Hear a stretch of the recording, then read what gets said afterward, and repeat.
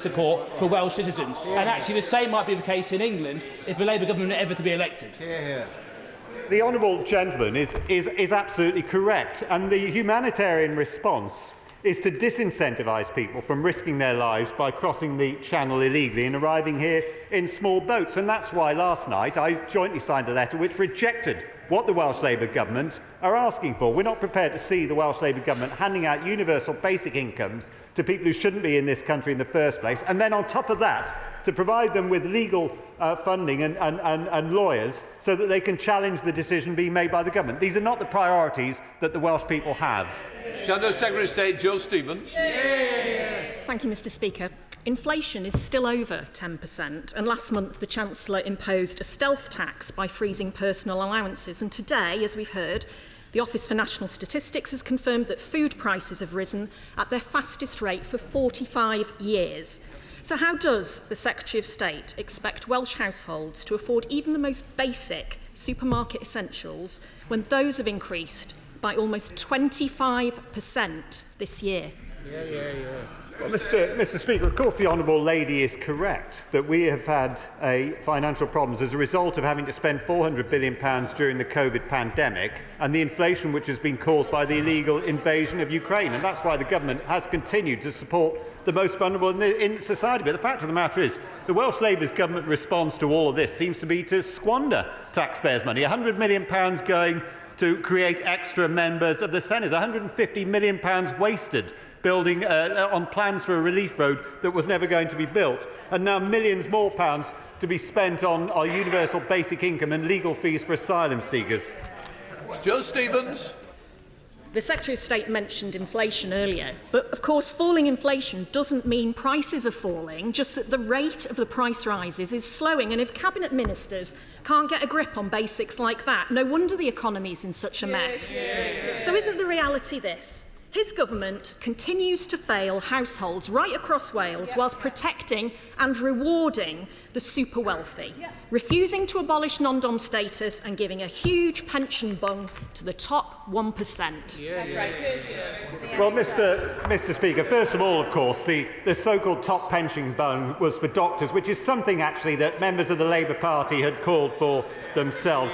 And if the honourable lady is seriously worried about food prices, perhaps she could explain why it is that the Welsh Labour government want to scrap meal deals and stop people enjoying a drink and a packet of crisps with their food. The fact of the matter is, Mr Speaker, we will prioritise our help towards the most vulnerable, while the Welsh Labour government continues to squander it on people who don't need it. Liz Saville-Roberts. My constituents, Malcolm, Atherton and Beth Clwer, run a cafe in Trawsfynydd, and they've had to face the heartbreaking decision to hibernate their business in the face of cripplingly high energy bills. Small and medium businesses are the beating heart of the Welsh economy, and they employ 62.6% of Welsh workers. Yet they received no additional support with their energy bills from the Chancellor in the spring budget. To ensure that Malcolm and Beth can one day reopen their cafe, will he be urging his colleagues in the Treasury to increase the energy support available to small businesses? Well, Mr Speaker, the honourable lady will be aware that the government have provided an unprecedented package of subsidies for businesses through this winter worth £18 billion, and those were figures set out by the OBR. And then in addition to this, there's been things like the freeze on fuel duty. So I am very sorry to hear about the circumstance that some individual businesses face, but I can absolutely assure the honourable lady that supporting businesses through this difficult time remains a priority for this Conservative government. Liz Saville-Roberts. Of course, businesses who are off-grid have suffered another experience and lack of support. But with Mr Speaker's tolerance, I'd like to take the opportunity to raise another matter with the Secretary of State for Wales. Thames Water wastes 630 million litres of water every day through leaky pipes.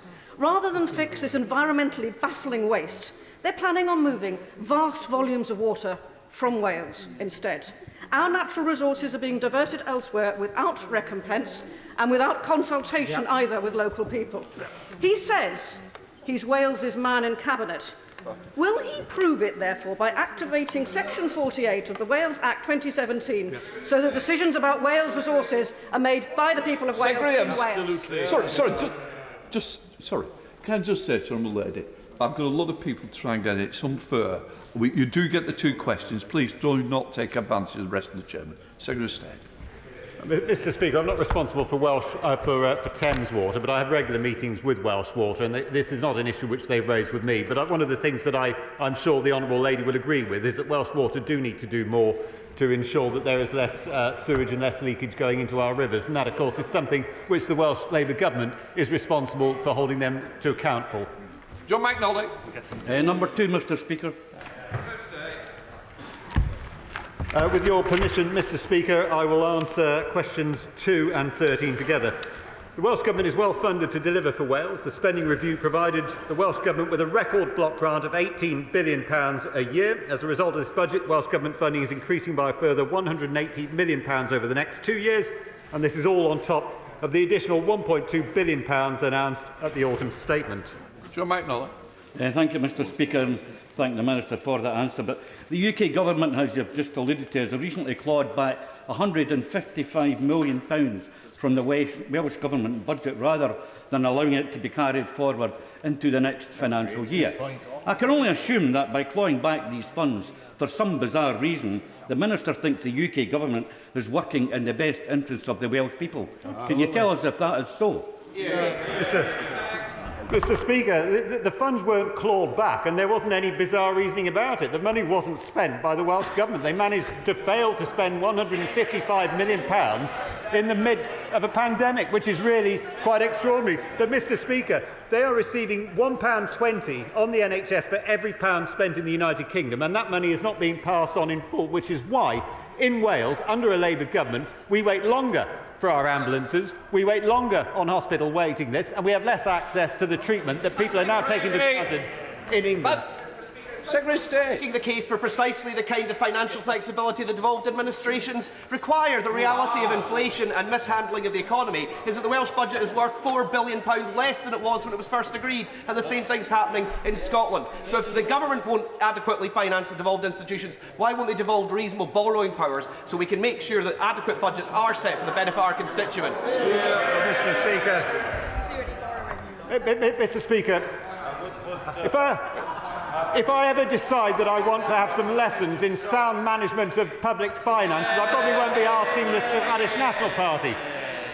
Mr. Speaker, the fact of the matter is the Welsh Labour government have had a real terms increase in spending over the spending review period, and it is for others to answer why it is that they're unable to deliver the same level of healthcare, the same level of education, why it is that they're not building roads, and why it is that they're using the money they are getting to spend on paying the legal bills of asylum seekers. Virginia Crosby. Thank you, Mr. Speaker. Under this UK government, does the Secretary of State agree with me that as my constituency of Anismore has been awarded £17 million levelling up funds to regenerate Holyhead, £20 million to refurbish the Holyhead Breakwater, £16 million from the Shared Prosperity Fund, £2.7 from the CRF, hundreds of new jobs at the Inland Border Facility, £175 million at Ire Valley, and now Anglesey has Freeport status with the potential to create 13,000 jobs and £1 billion to the economy.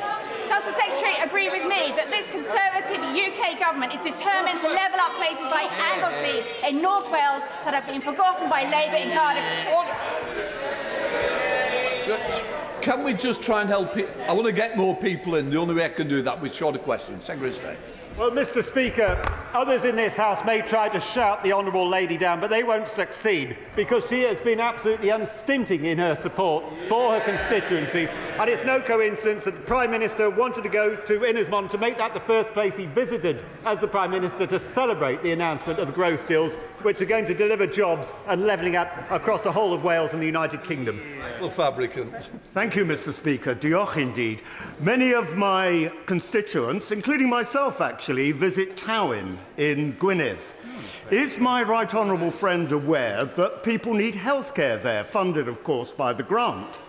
And yet Tywyn Hospital has closed its minor injuries unit, it's closed its inpatient ward.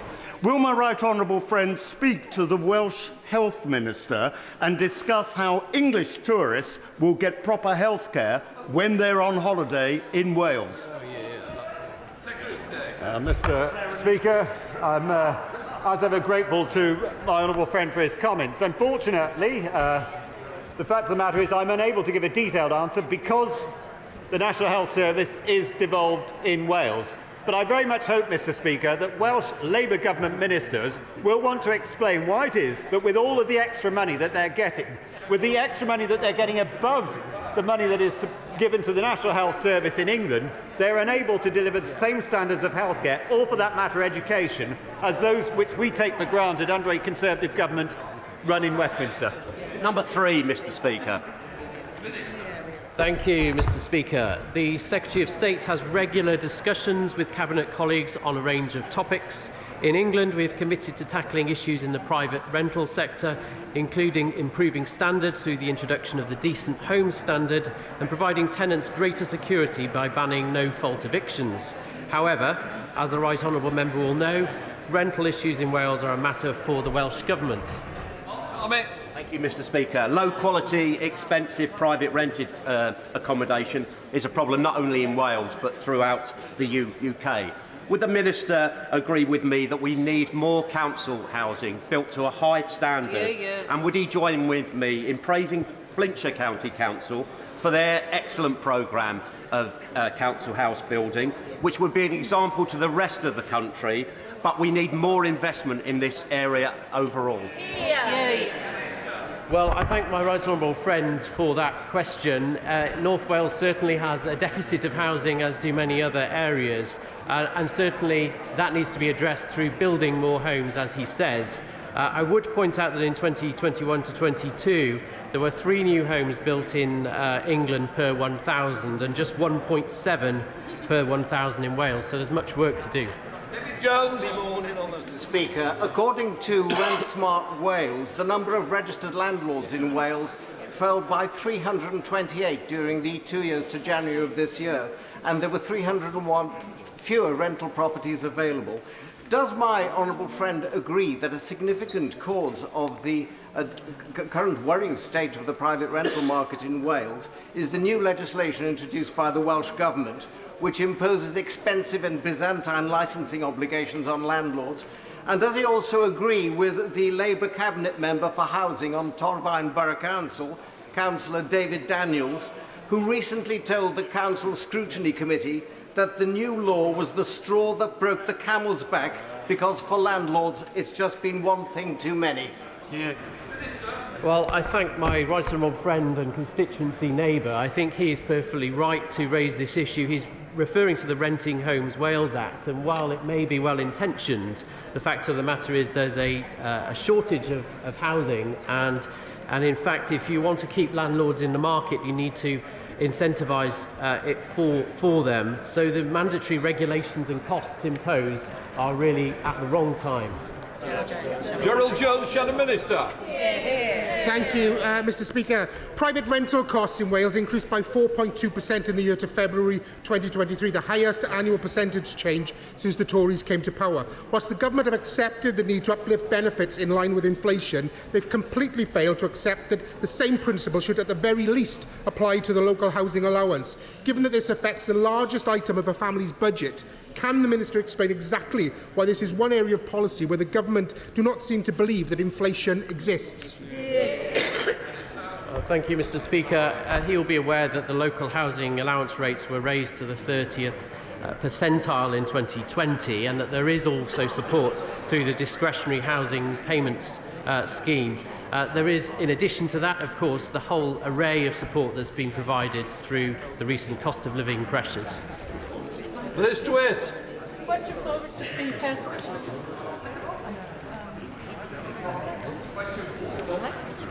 With permission, Mr. Speaker, I'll answer questions 4 and 12 together. I regularly engage with Cabinet Ministers on a range of transport measures. Over £390 million has already been provided for rail improvements in Wales since 2020, including Bow Street Station, the electrification of the Severn Tunnel and Cardiff Crossrail. Liz Twist. Thank you, Mr. Speaker. Avanti chaos has hit services between Holyhead and Crewe. For communities of North Wales and the northwest of England, this line is an ongoing nightmare. What guarantees will he provide that those services will be restored? Well, Mr. Speaker, actually the Honourable Lady does have a point here. There have been a number of complaints made about Avanti by members of Parliament on all sides of the House, and I think there's a recognition that things could be a lot better than they actually are. Avanti are well aware of this and have been told that they need to improve the service quickly, and I can assure the honourable lady that DfT are well aware of the problems she's just raised. Ashley Dalton. Thank you, Mr. Speaker. Rail connectivity is crucial to the border communities of Wales and England, such as connections between Wrexham and Merseyside. Furthermore, Merseyside is just as inaccessible for some communities in the north of England as it is in Wales. Skelmersdale, in my constituency, is a community of 40,000 people, but has been left without access to a train station since 1958. Can the Minister tell me how the government plans to make sure our communities on both sides of the border have access to rail services? Well, Mr. Speaker, I welcome that question from the honourable lady, and I'm sure that the people of North Wales would welcome many more of her constituents coming down to visit and spending money in the local tourism industry if they can afford the tourism tax that's being imposed by the Welsh Labour government. To answer the lady's question simply, there will be an RNet review out shortly. I hope it will, and believe it will contain good news for rail users across Wales, which will benefit travellers from across the whole of the United Kingdom. Kevin Foster. With meal deal bans, tourism taxes and road charges, no surprise many Welsh roads will be thinking of getting the train for holiday in Torbay instead to avoid all of them. What discussions is he having to ensure that the rail infrastructure between South Wales and the southwest of England will be able to cope with this demand? Mr. Speaker, I'm sure Torbay is a wonderful place, but I would still recommend that people come to Wales and instead enjoy the coastline of all parts of Wales. But of course, to do that, they would either need to go by train or by car, and it's unfortunate that the Welsh Labour government have also decided to stop all road building, whereas the United Kingdom government is getting on with building roads and building railways. Kaczynski. Mr. Speaker, one of the most important rail links into mid-Wales is the one through Shrewsbury. We're very proud being a border community and our links with Wales. We are campaigning for electrification of this line from Birmingham to Shrewsbury and beyond to Wales. Will he take an interest in our project to try to electrify this vital artery for residents in mid-Wales? Well, Mr. Speaker, I will of course take an interest in this matter, but it is a matter more for the DfT than for my good self. But what I have taken an interest in is the fact that there is a great deal of work going on in the Forest of Dean area to ensure that that commuters on both sides of the border are able to enjoy more reliable rail travel. Robbie Moore. Number 5, Mr. Speaker. Thank you, Mr. Speaker. The spring budget delivered for Wales. As announced in the budget, the government will provide £20 million to restore the Holyhead breakwater, will deliver at least one investment zone in Wales, and will provide up to £20 billion for the development of carbon capture, usage and storage across the UK, which Wales is well placed to benefit from. More.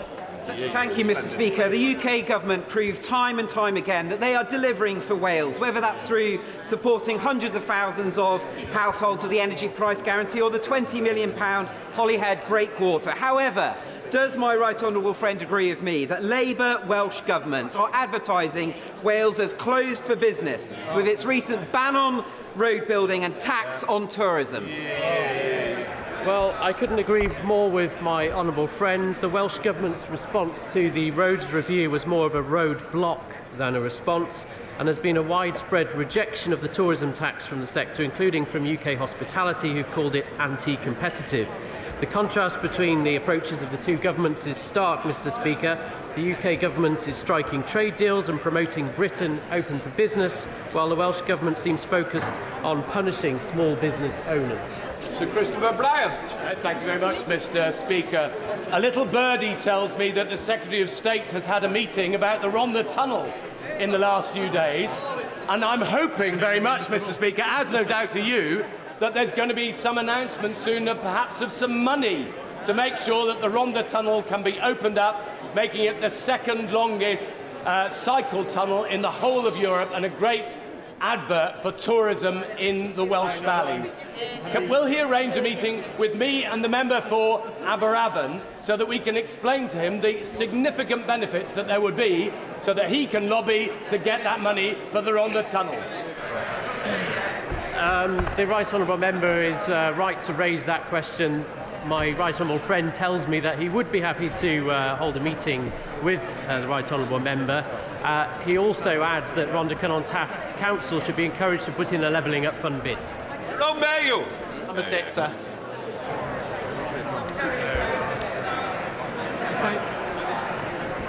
Thank you, Mr. Speaker. I do indeed have discussions with the Welsh Government about the adequacy of Welsh healthcare services, most recently about Betsy Cadwaladr University Health Board being put back into special measures. It should be noted, however, that the Department for Health and Social Care regularly engages and collaborates with the Welsh Government to share best practice on achieving better outcomes for patients UK-wide. Jerome Mayo. Mr. Speaker, the Secretary of State has just told us that the Welsh Government receives £1.20 in health funding for every pound spent in England. And yet, despite this, the Welsh Government, the only government in the United Kingdom which is actually cutting funding to the NHS. So does my right honourable friend agree with me that the Labour Party has proved incapable in office of running health services? Thank you, Mr. Speaker. I do very much share his concern across Wales and especially in North Wales. And yesterday, the latest troubling revelations about Betsy Cadwaladr, we learned that the First Minister was wrong to state that the Auditor-General had recommended taking the board out of special measures just prior to the devolved elections of 2020. And when it comes to funding, Mr. Speaker, Welsh Government may repeatedly call for more money, but they're the only government in the UK to cut health spending. And in the latest budget, they've set out plans to cut day-to-day spending on the delivery of NHS services in real terms this year compared to last, while the UK government's providing a real terms in... Thank you. Question number 7, sir.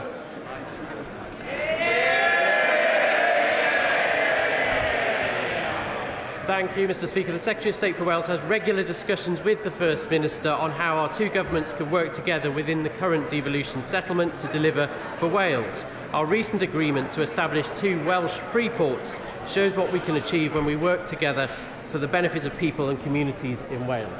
Rob Roberts. Thank you. Given that the Senedd only sits for 2 days a week, and if yesterday's reports are anything to go by, the First Minister is less than truthful with his answers anyway, can my honourable friend fathom any reason why they need to expand Senedd membership by 60% at huge cost to the Welsh taxpayer?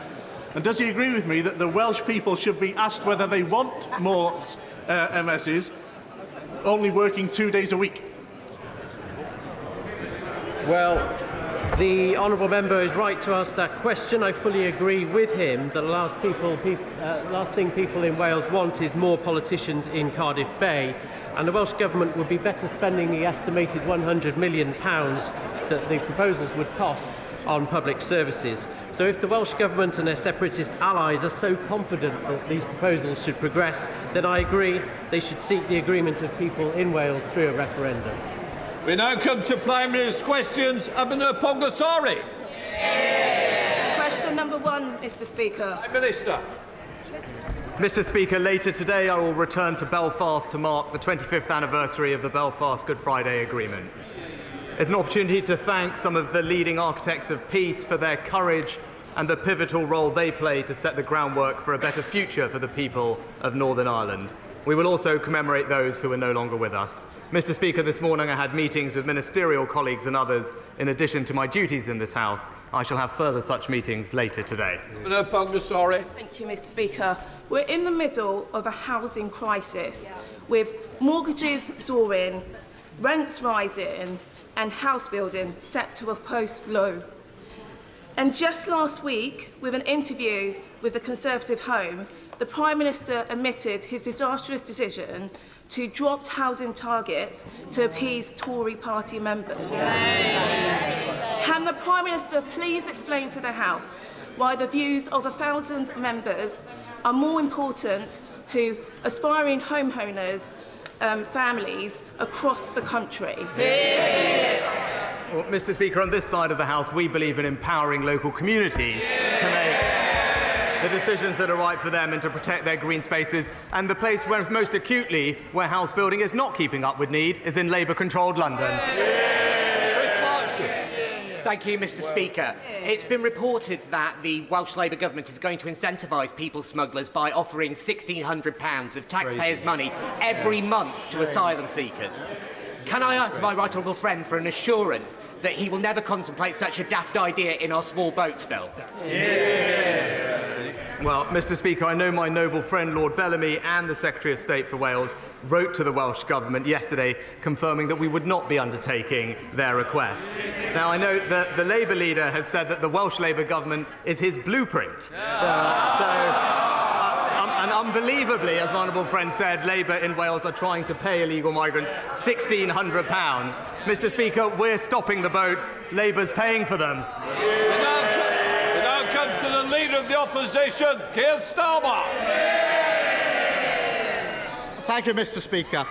The Tory party chair says that public services are in pretty good shape.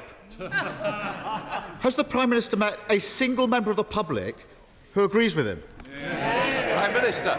Mr. Speaker, because of the record investment that we're putting into public services like the NHS, we're now getting waiting lists down. Because of the reforms that we've made to our education system, more children are studying in good and outstanding schools. Because that's what you get with a Conservative government: more funding, more reform, and better outcomes for Britain. He's living in another world to the rest of us. People waiting more than 2 days from an ambulance because they broke the NHS. Only 1 in 100 rapists going to court because they broke the criminal justice system. A record number of small boats crossing the Channel because they broke the asylum system. People can't afford their bills, can't get the police to investigate crimes, can't get a doctor's appointment. Does that really sound like pretty good shape to him? Well, Mr. Speaker, what's the record since 2010? Since 2010, crime down by 50% under the Conservative government, Mr. Speaker. 20,000 more police officers, we've given them more powers, and we've toughened up sentencing, all opposed by Sir Softy over there. Mr. Speaker, either the Prime... Order. Our constituents want to hear the question and the answers. What I would say is, you'll progress questions beyond. The Prime Minister wants to leave early, along with the Leader of the Opposition. Help me to help them. Yes. Mr. Speaker, either the Prime Minister doesn't use the same public services to the rest of us, or he simply can't see the damage they've done to our country. In 2019, Ariel Lee, a convicted people smuggler, threw boiling water over a prison officer, leaving him with first-degree burns. The prison officer said it felt like acid. His face was on fire. His attacker was found guilty, received a prison sentence, quite right in my view. Does the Prime Minister agree? Well, Mr. Speaker, while record is clear on sentencing, it was this party and this government that passed the Sentencing Act last year. It toughened up sentences, and the average custodial sentence has now increased since 2010 by almost 2/3. For child sex abusers, it's up by 15 months, and for rapists, it's up by 2 years. And when our Sentencing Act ended the automatic early release of offenders who pose a danger to the public, it was the Labour Party who voted against it. Well, the problem is, Prime Minister, Ariel Lee's sentence ended up being suspended. And anyone watching this would wonder why someone who violently attacks a key worker isn't behind bars. Well, the court judgment spelt it out. It's because it took 16 months for the attacker to be charged. That's ridiculous. And it took another 2 years before he was sentenced. Completely unacceptable. Can't the Prime Minister see that because they've lost control of the court service, because they've created the largest court backlog on record, he's letting violent criminals go free? Mr. Speaker, here's a record. We're cracking down on grooming gangs, and he's uncomfortable, Mr. Speaker, he's uncomfortable addressing. We toughened the law on sex offenders so they spend longer in prison. He voted against it, Mr. Speaker. And we've increased rape convictions by over 60%. Meanwhile, he attended 21 sentencing council meetings that water down punishments. That's why they call him Sir Softy. Soft on crime, soft on criminals. Mr. Speaker, I've prosecuted thousands upon thousands of sex offenders. He's just shown he doesn't understand how the criminal justice system works. No wonder he can't fix it. And he thinks that cracking down on crime is suspending a sentence where someone should be in prison. That shows the problem. And another reason, Mr. Speaker, another reason cited by the court for suspending the sentence in Ariel Lee's case was a letter from the Justice Secretary in February about prison overcrowding. As a result of that letter, courts have been told to have awareness of the impact of current prison population levels when passing sentences. In simple terms, the wrecking ball the Tories have taken to criminal justice means that thousands of people who should be in prison aren't. The court also said, he shakes his head, he should read the judgment. The court also said that it's for the government to say when prison conditions return to a more normal state. Now, I know the Justice Secretary has been busy trying to save his own job rather than actually doing it, but has the Prime Minister asked him when he's going to get a grip on the prison system and withdraw that letter which is allowing criminals to walk free?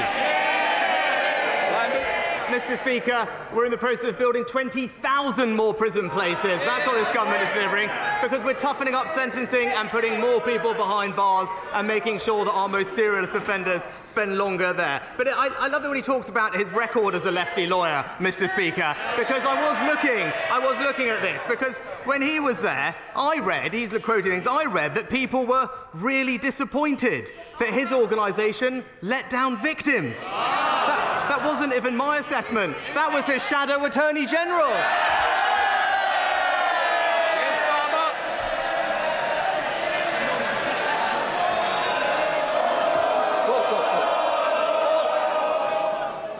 I want to get through these questions, so do my constituents. If there's any member whose constituents they aren't interested in, please leave the chamber. Keir Starmer.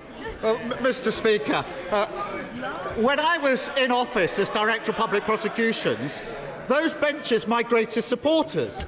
In 2013, the Home Affairs Select Committee said, we would like to commend the work of the Director of Public Prosecutions, Keir Starmer. He's striven to improve the treatment of sexual assault.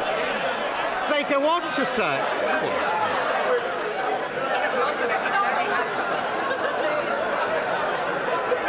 Can we... Prime Minister's questions matter to our constituents. I wonder if I were you. It's not the day.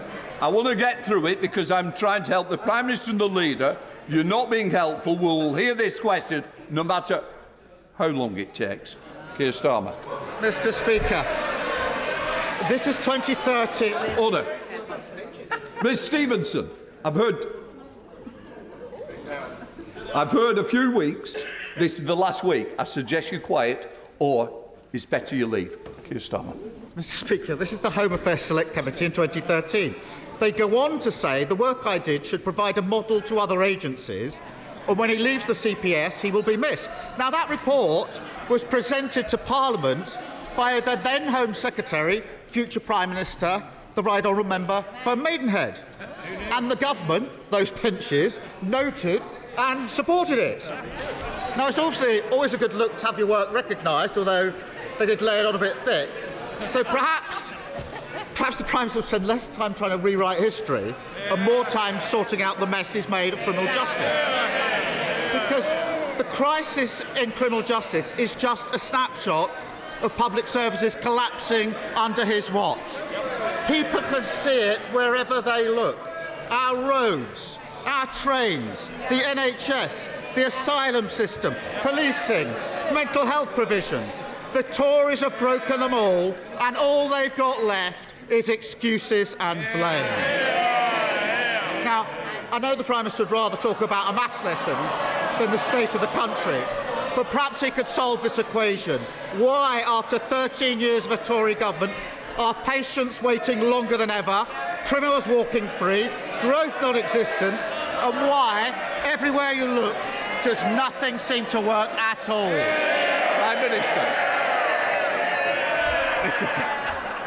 Mr. Speaker, I can't quite remember, but I think he started by talking about when he was DPP in 2013. And I'm actually glad he brought that up, because there was something else that happened when he was DPP in 2013. And that was when he got his own special law, Mr. Speaker. I've got it right here. It's the pensions increase. It's the pensions increase for Keir Starmer. Order. Just a moment. Can I just say, order. I expect both sides to listen to the questions and the answers. Prime Minister. Mr. Speaker, here it is. It's the pensions increase pension scheme for Keir Starmer, QC, 2013. Now, while we're introducing a transformative policy to support doctors to cut the waiting list faster, he wants to raise taxes on public sector workers. And it's one law for him and tax rises for everyone else.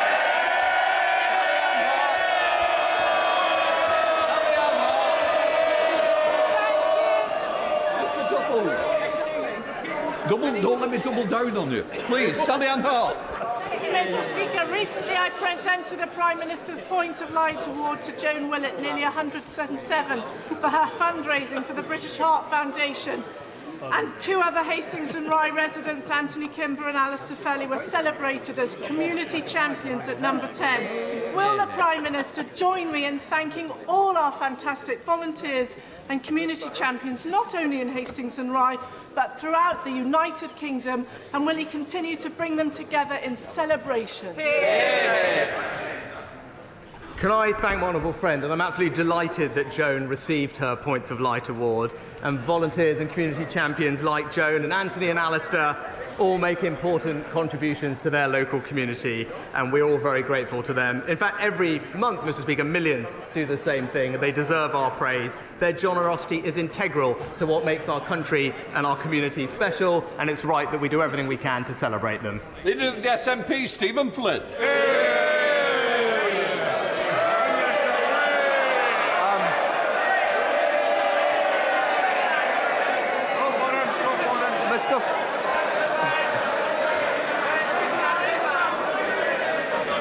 As I've said, I really do want to try and help the Prime Minister.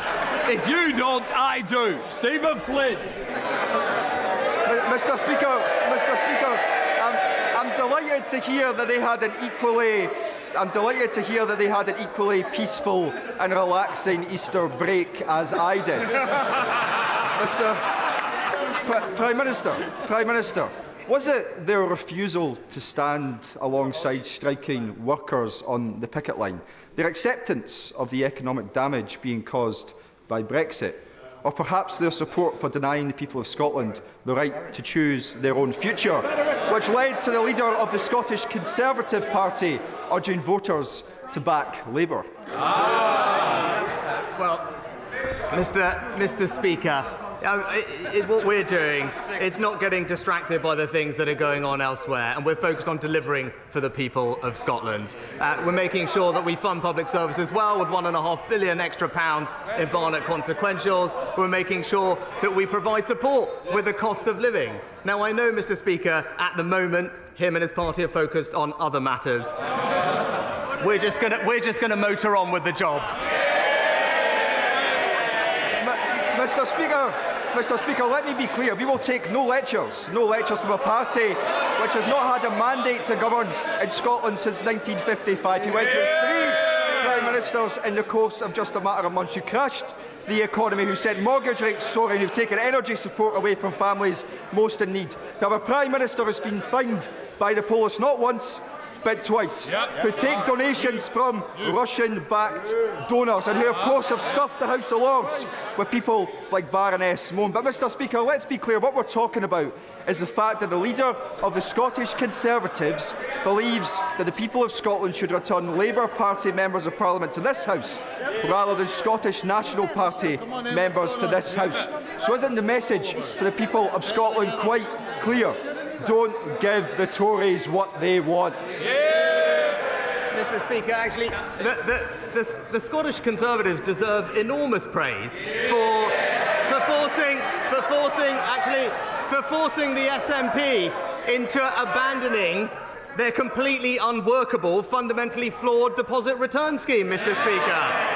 So it's good that the SNP U-turned and listened to the voices of the Scottish Conservatives and to business, and we look forward to working with them on delivering something that actually works to deliver for the people of Scotland. And that's just it, Mr Speaker, because if they can't fix the mess that Nicola Sturgeon left their party in, how can they possibly fix the mess that she left Scotland in? Mr Speaker, it seems clear that the junior doctors' strike is causing serious risk of loss of life and certainly causing harm and pain to thousands of our constituents. The first line of Hippocratic Oath is first do no harm. When does the Prime Minister think the BMA abandoned this central tenet of their profession? Well, Mr Speaker, I thank my honourable friend for his question. We value the work of junior doctors and are keen to find a fair and reasonable settlement which recognises their role and the wider economic context facing the UK. He's right to highlight the impact on patient safety, and that's why this government has brought forward minimum safety legislation to ensure that patients can rely on a core level of emergency service to protect vital patient care. That's something that we on this side of the House support, but I know is not something that's supported by the party opposite. Ed Davey. Speaker, tooth decay is the #1 reason that children over 4 end up in hospital. Regular dental checkups could prevent that, but too many parents can't get one for their child. In the East Riding of Yorkshire, there are now almost 3,000 people per NHS dentist. In places like Herefordshire and Norfolk, fewer than 2 in 5 children were seen by a dentist in the past year. This is a scandal, Mr Speaker. So will the Prime Minister take up the Liberal Democrat plan to end this crisis and make sure people can get an NHS dentist when they need one? Well, Mr Speaker, the NHS recently reformed dentistry contracts, which will improve access for patients. Dentistry receives about £3 billion a year. There are around 500 more dentists delivering care in the NHS last year than the year before. He mentioned children. I'm pleased to say that almost 45% more children saw an NHS dentist in that year compared to the year before. Anne-Marie Morris. Thank you, Mr Deputy Speaker. Prime Minister's question time on the 4th of February 2015, David Cameron said he was determined to do whatever it took to fix the Dorish railway line, the only route to the southwest. Phase 4 risks losing part of its agreed funding, while Phase 5 falls foul of a 10-year moratorium on new funding. The line is only as resilient as its weakest link. Will the Prime Minister commit to getting this resilience programme back on track and fully funded? Mr Speaker, we're committed to improving the resilience of this iconic stretch of railway. It provides a vital link for people in the South West. That's why to date we've invested over £165 million in delivering solutions to protect the line, and I know Network Rail is continuing to develop the case for further investment, and my honourable friend will be keen to feed into that. Bristol Law. Thank you, Mr Speaker. Mr Speaker, this week my city of Dundee not only announced its flights will be connecting with Heathrow, but also the Scottish Government's commitment to Dundee being at the forefront of making Scotland a major world economy, both bringing investment, jobs and opportunity. However, the UK Government seems to have a problem with this. Mr Speaker, Scotland's international engagement is to be reduced. Despite being paid for through Scotland's wealth and taxes, UK ambassadors and diplomats have been instructed to obstruct the Scottish Government's international engagement, with every foreign nation worldwide told not to deal with the Scottish Government directly. This, Mr Speaker, has already been described as, and I quote, smacking of a parent trying and failing to control a teenager. So will the Prime Minister assure me and the businesses, wealth creators and most importantly my constituents that want to see Dundee and Scotland prosper that while Scotland's short time left in this unequal union remains, Scotland will neither be put back in a box or will be bending knee. Well, Mr. Speaker, I'm actually pleased to say that we are supporting the communities of Dundee. They received £14 million in the Levelling Up Fund to support Green Transport Hub in the city centre. It's a demonstration of the UK government wanting to invest in communities in Scotland and deliver for Scottish people. So, Batty. Thank you, Mr. Speaker. On Saturday, I joined my 17-year-old constituent Alfie Ford in walking to raise funds for the National Autistic Society. Alfie's mission is to walk 15,000 steps every day in the month of April to raise awareness around autism and to show that every autistic person deserves the best chance in life. This Saturday, he's walking from Birmingham City Football Club to Edgbaston Stadium and then back to Birmingham City Football Club. Will the Prime Minister join me in wishing Alfie the very best for his walk and his noble mission to change the way people think about autism for good? Can I start by praising Alfie for his fantastic efforts? He's an inspiration not just to his community, but to many others, and I wish him the best of luck for Saturday. Our autism strategy sets out our ambition to ensure that autistic people across all parts of the country get the support they need to live fulfilling and happy lives, and I look forward to seeing Alfie's progress on the rest of his journey. Do you see MacDonald? Mr. Speaker, my constituent Lisa and her civil service colleagues have worked tirelessly and with distinction during some of the most challenging times. But she's fed up with ministers patting them on the back, all the while imposing derisory 2% and now 4.5% pay rises, despite years of pay restraint and now double-digit inflation. She asks simply, why should I keep working for a UK government that treats its workers with such contempt? So, will the Prime Minister stop with the myths and excuses and start negotiating a fair deal with the unions? Well, Mr. Speaker, I pay tribute to all our hard-working public sector workers for the job they do. We have a well-established independent pay review body process for making sure that we can have pay settlements that are fair and affordable, and I'm very pleased that we reached agreement with many unions on those pay settlements, and I hope that those members vote in support of them. Thank you, Mr. Speaker. Would my right honourable friend agree with me that those who seek to criticise the Conservative record on law and order should look in the mirror and ask the question, who was Director of Public Prosecutions for some of those years? Well, Mr. Speaker, my right honourable friend is absolutely right. Our record is clear. We've halved crime since 2010.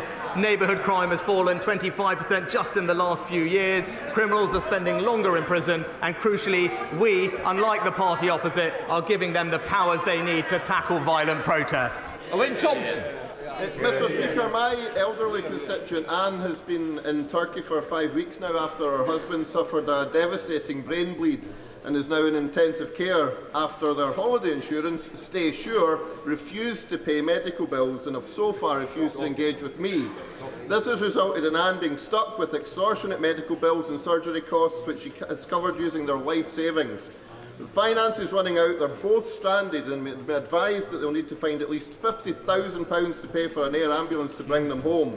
Will the Prime Minister meet with me to consider all the possible options to support constituents like Anne and her husband in difficult situations like this, especially where insurance companies abdicate all responsibility? Can I thank the honourable gentleman for his question? I'm very sorry to hear about the case that he raises. My thoughts, as I'm sure everyone's, will be with Anne and her husband at this difficult time. I will ensure that he gets a meeting as soon as possible with the relevant minister to discuss and progress this case further. Rick Baldwin. Thank you, Mr. Speaker. Can I tell a tale of two councils? My constituents who live in Conservative-controlled Wychavon District Council have enjoyed 6 years of council tax freezes and excellent public services, while my constituents who live in the Malvern Hills District Council area, which is run by a ragtag bag of so-called independents and Greens, pay nearly 50% more in council tax for a bandy property. Does the Prime Minister agree that the best thing that my constituents can do for the cost of living is to vote Conservative on the floor? My honourable friend is of course right. Right across the country, those in Conservative councils pay lower council tax than those of the party opposite. And the choice at this election is clear. It's the Conservatives that deliver for you. It's Labour that costs you. Thank you, Mr. Speaker. Thank you, Mr. Speaker. This week, the Women's Rights Network published a report by criminologist Professor Joe Phoenix called When We Are at Our Most Vulnerable, revealing that between January 2019 and October 2022, which includes the pandemic lockdown, of course, there were a staggering 6,539 reported rapes and sexual assaults in UK hospital settings. That's an average of 33 incidents every single week. And as 8 police forces did not provide any data, the real figures are bound to be significantly higher. What can the Prime Minister and his government do to ensure that all women, staff and patients are safe in Britain's hospitals? Yeah, can I first of all say I was deeply shocked, like the Right Honourable Lady, and appalled to hear about the cases of sexual assault and abuse in the NHS, and I pay tribute to her for her long-standing campaign on these issues. NHS organisations are responsible for protecting their staff and patients from sexual harassment and conduct. They've recently established a domestic abuse and sexual violence programme to build more robust safeguarding processes for protecting patients. We will work very closely with them to ensure that that is implemented, and I know she will hold us to account for doing that. Simon Bates. Thank you, Mr. Speaker. On the 2nd of June, Corwin Station on the Llangollen Steam Railway will be officially reopened, having been closed 60 years ago under the Beeching Axe. Would the Prime Minister join me in congratulating the volunteers, the local community and the funders who have made this possible, and also take his own share of the credit for granting the Levelling Up Fund to Clwyd South when he was Chancellor, which has paid for the magnificent new roof on Corwin Station? Well, I pay tribute to my honourable friend for all his campaigning on this. I'm delighted that Levelling Up Fund has delivered for Corwin Station. It's a huge boost to local ambitions to see trains returning there, and I know that a small team of the project's volunteers have actually built the majority of the station. They deserve credit, and indeed a local company in Wrexham has supplied the new steelwork for the canopy roof, providing a welcome boost to the local economy, and I look forward to seeing the station open this summer. Daniel Zeichner. Mr. Speaker, over recess I was invited to visit one of the major supermarkets in my constituency to discuss food waste. But what struck me most was the experience of shop workers on the front line. They told me they expect to suffer a violent assault every single day they go to work. So while more maths might always be helpful, what is this out-of-touch Prime Minister doing to make sure that people can be safe in their workplace? Well, Mr. Speaker, everyone deserves to be safe in their workplace, and that's why we're making sure that through our Sentencing Act we have appropriate sentencing in place for that, and more generally making sure that there are police officers and community support officers across the country to help combat crime. We're happy to look at future sentencing when we look at reviews of that case. Thank you, Mr. Speaker. Leadership and teamwork delivered Bolton Wanderers' superb 4-0 victory in the Papa John's Trophy at Wembley. It's delivering the Bolton College of Medical Sciences and delivered Ayub Patel's superb Rumworth by-election victory. So, what message does my right honourable friend have for Councillor Patel and all the campaigners, candidates and activists as we run into this festival of democracy, our local elections? Prime Minister. Well, Mr. Speaker, can I share in my honourable friend's congratulations for all those in Bolton, but also my commiserations to those in Plymouth, especially actually our party chairman, who's an avid supporter of the Green Army. But most importantly, I welcome the election of Councillor Patel, and I look forward to him joining our other councillors in delivering for their local areas with less crime, lower council tax, and importantly, filling more potholes. Alistair Carmichael. Thank you, Mr. Speaker. Last week, the Home Office announced that they would not be setting up a bespoke visa scheme for the fishing industry of the sort that is already available for people working in fish farms and in offshore wind farms.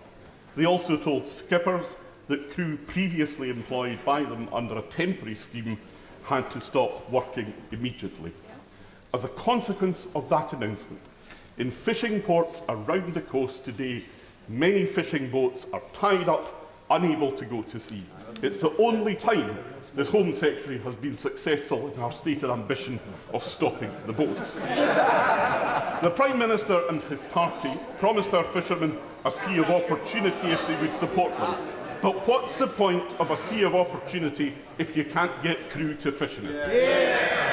Well, Mr. Speaker, I'm not sure I recognise the characterisation that the honourable gentleman put forward. We are proud champions of the UK's fishing industry, not least with our £100 million investment in fishing communities, but when we're always looking to engage with them to make sure that they get the support they need. Crucially, all the opportunities that are there for them because of Brexit, we're keen to make sure that we deliver. Jane Hunt. Join me in thanking Lorna and Shirley of the Marios Tenente Centre and local churches in Loughborough for all their hard work in establishing a community allotment. Local people use the facility as a great place to get outdoors, as well as a relaxing place to be. Mr. Speaker, can I pay tribute to Lorna and Shirley for all their fantastic work? Allotments can do wonders, not just for, as she said, providing food, but also well-being and a place of sanctuary for people around the country, and they deserve enormous praise for creating one for the benefit of their community. That completes Prime Minister's questions.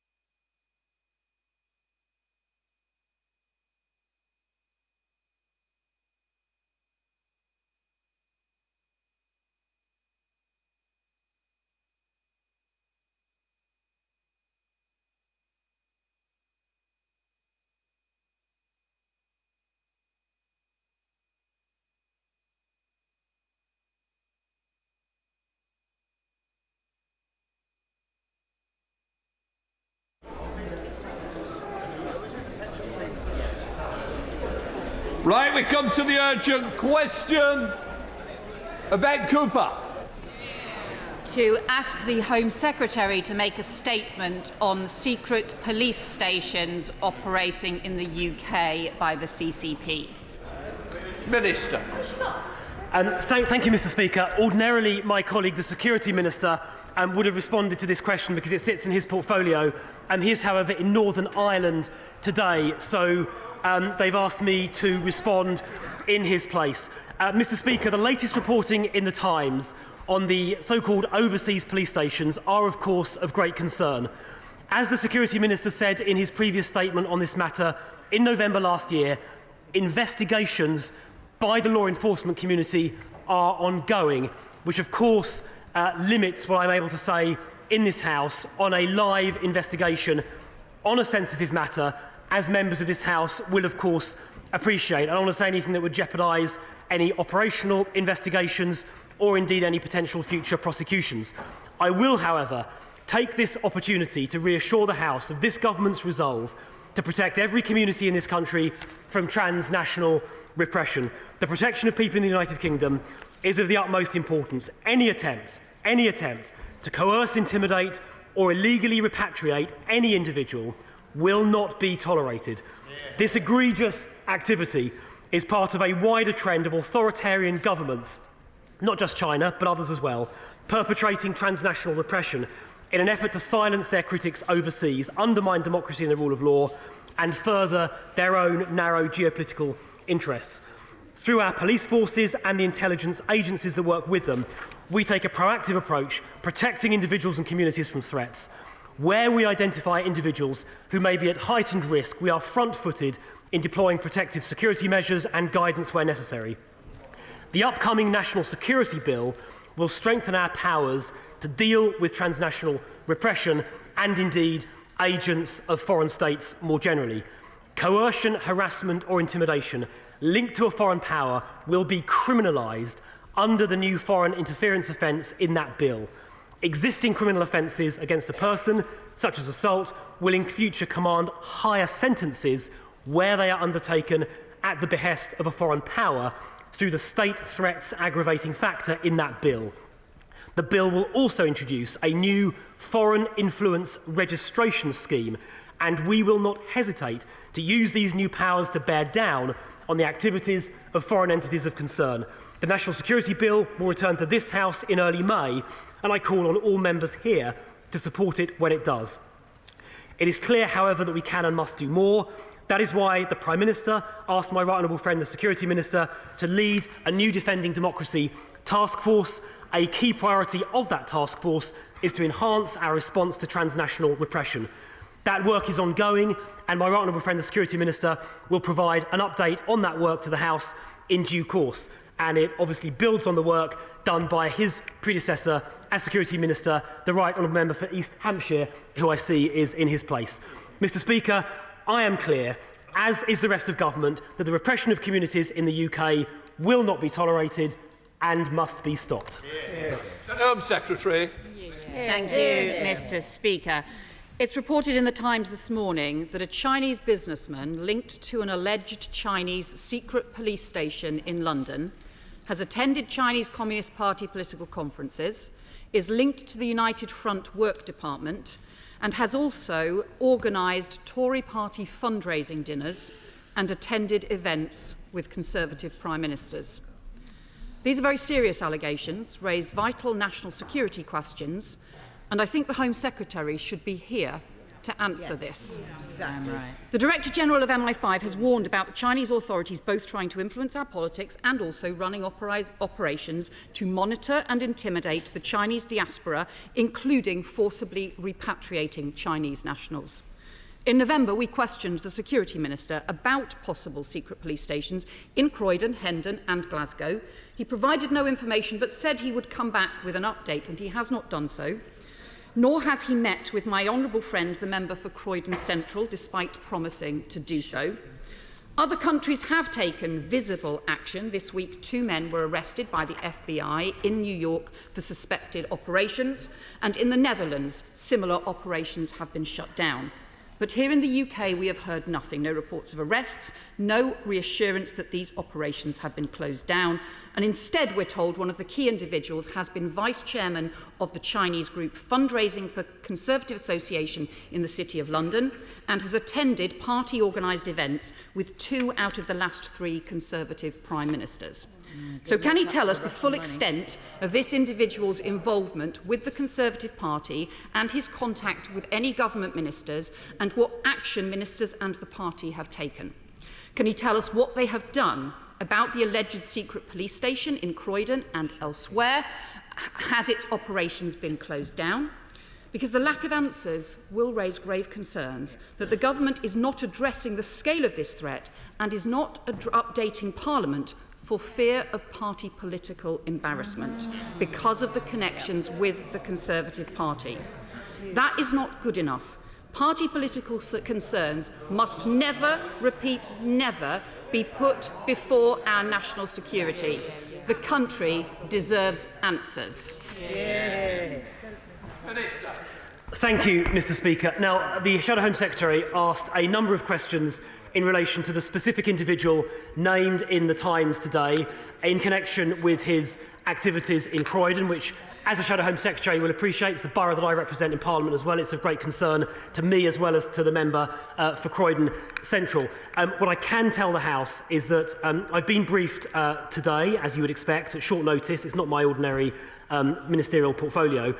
There is a live investigation by the law enforcement community into this matter, and as I said in my opening comments, I cannot comment on the details of such an investigation while it is live for reasons that will be obvious to all members of this House. As soon as the Security Minister is in a position to provide an update on the results of that investigation, he will do so, and I will also ask the Security Minister to privately brief the member for Croydon Central as soon as possible.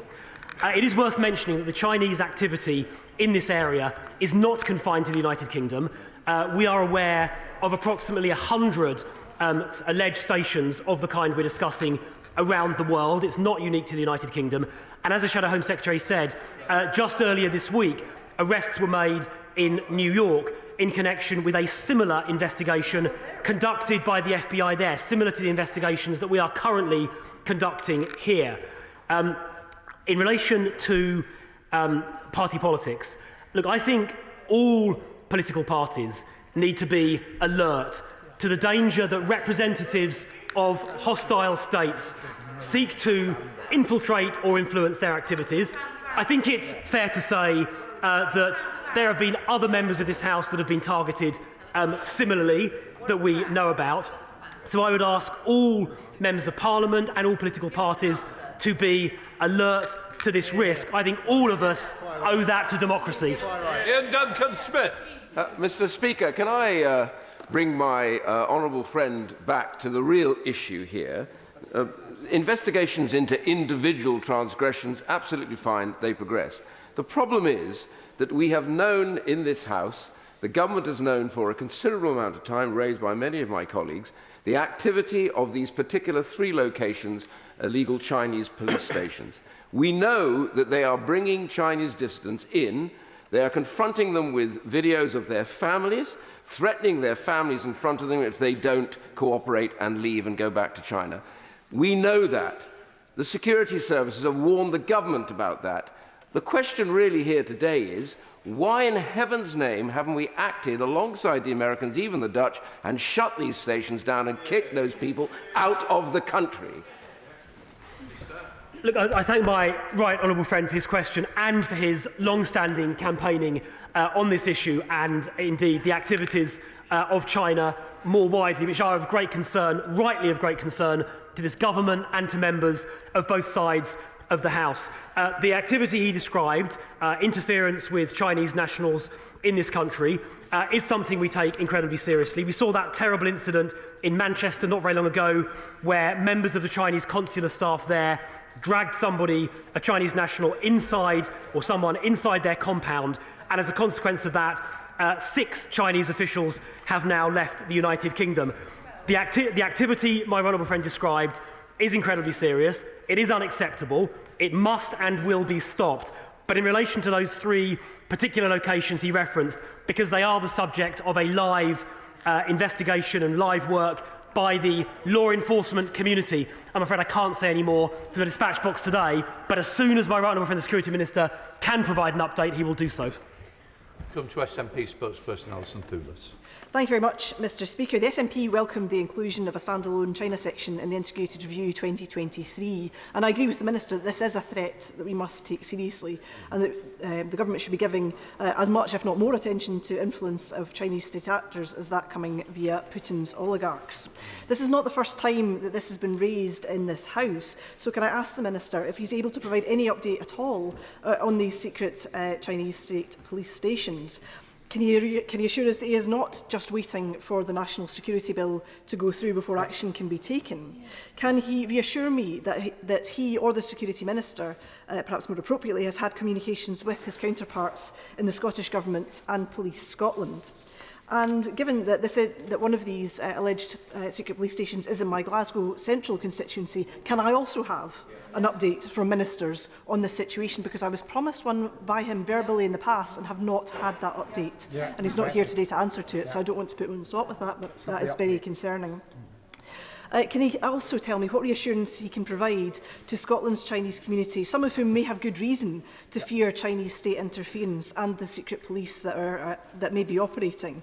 And can he reassure us that there will be some action forthcoming, because it doesn't feel as though there's been terribly much action thus far? Here. Okay, well, first of all, I will, on his behalf, recommit the Security Minister to meet with the Honourable Lady, along with, obviously, the member for Croydon Central.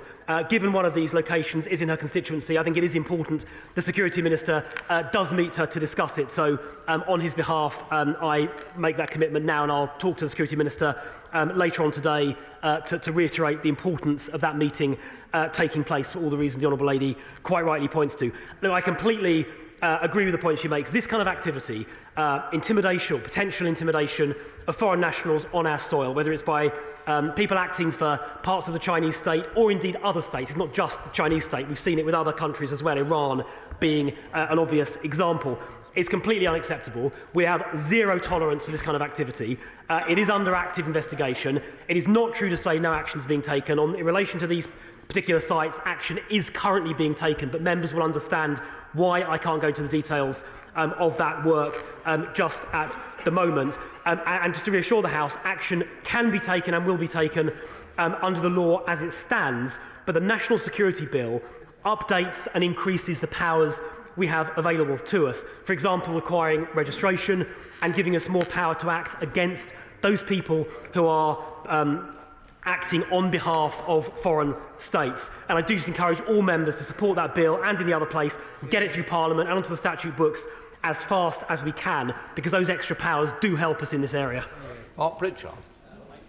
Can I agree with my right honourable friend that the National Security Bill will make this country safer against state threats and indeed make political dissidents in this country, North Korea, Russian or Chinese, safer as well? Does he agree with me, though, that when it comes to national security, that it should not be a party political football, and by definition, when there are ongoing cases, that they should not be discussed in this House, and in particular, where there are classified elements to these cases? Well, my honourable friend is absolutely right in the comments that he makes. I think matters of national security are issues that should be tackled on a bipartisan or tripartisan across the House basis. All democratic political parties in the Western world more widely, but including the United Kingdom, are at risk from inappropriate influence. All of us must work together to combat and exclude that risk. And I think we should approach these issues in that spirit of cross-party cooperation. No. Sarah Jones.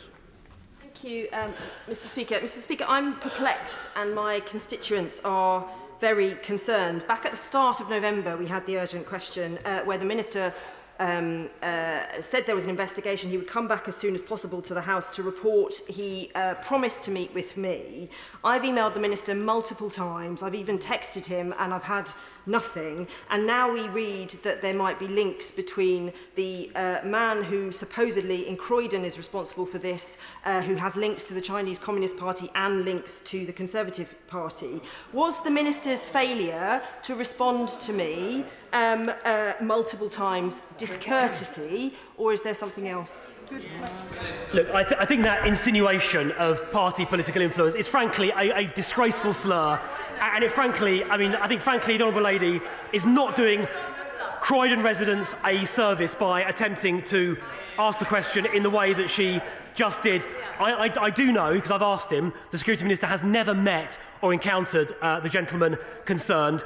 He does, however, owe the member for Croydon Central an update, as I said in response to the Shadow Home Secretary, and I will make sure the Security Minister meets both with the member for Croydon Central and the Honourable Member for Glasgow Central extremely quickly to provide an update on this issue. Sir Michael Penning. Thank you very much, Mr. Speaker. As a former police minister myself, I think it's very, very important that Parliament stays out of an ongoing investigation. I think that is absolutely vital. But what I am particularly worried about is that if we just kick these people out of the country and don't prosecute them and put them in British prisons, when they get back to China, we give them a medal, not actually the criminal prosecution that they deserve in this country. So can we make sure if there is a criminal act that's taken place, they prosecute this country and not just kicked out, because the Chinese will love that and they'll give them medals and God knows what else.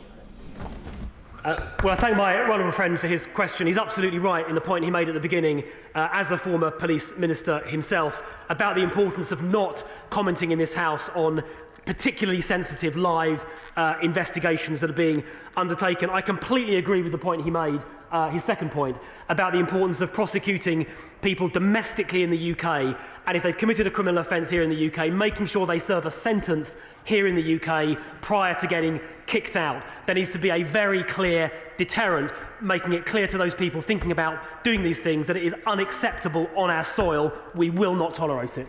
And Jarvis.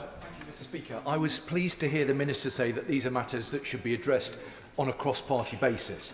And the Security Minister, who I hold in the highest regard, said that the Defending Democracy Task Force would be cross-party, and that was something that was welcomed by the Director General of MI5. So can I ask the Minister to confirm that that is still the case, and if it is, presumably either the Security Minister or himself or his department will be reaching out to our front bench in the very near future? Well, I certainly share your members' sentiments about the cross-party nature of this. I will take that point back to my honourable friend, the Security Minister, and put it to him later on today, as soon as he gets back from Northern Ireland. I am exasperated that 6 months after I held an urgent question on this issue, it is still true. There are 4 illegal police stations that we know of operating in the country. The one in Belfast seems to be missing from much of the reporting. There is no question that when we are vulnerable at home to Chinese transnational repression, I hope the Minister is listening, we are weaker on the world stage and less able to... Does the Minister wish to respond already? We are weaker on the world stage.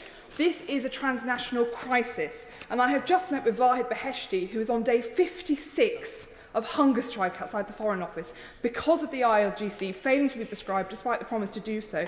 When will the Home Office close the IRGC cutouts operating in Maida Vale, Wilston and Manchester, as well as at least the 4 Chinese police operating stations, because other countries have acted, so why haven't we? I can assure the Honourable Lady I was listening extremely carefully to what she was saying.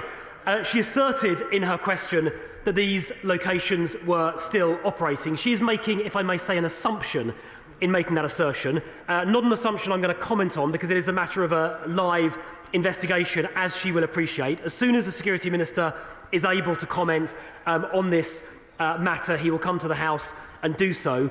As she will also appreciate, I can't comment either on the IRGC, because ministers don't comment, as she knows, on matters being considered around prescription of that nature. What I can say and will say is that this government takes interference with foreign nationals here, transnational intimidation, extremely seriously. It is completely unacceptable, and we will do whatever is necessary to stop it from happening. Mr. Carmichael. Thank you, Mr. Speaker. Anybody who has the right to be here has the right to feel safe and secure in being here. In the last couple of years, to their credit, the government has allowed in excess of 100,000 Hong Kongers to move to this country.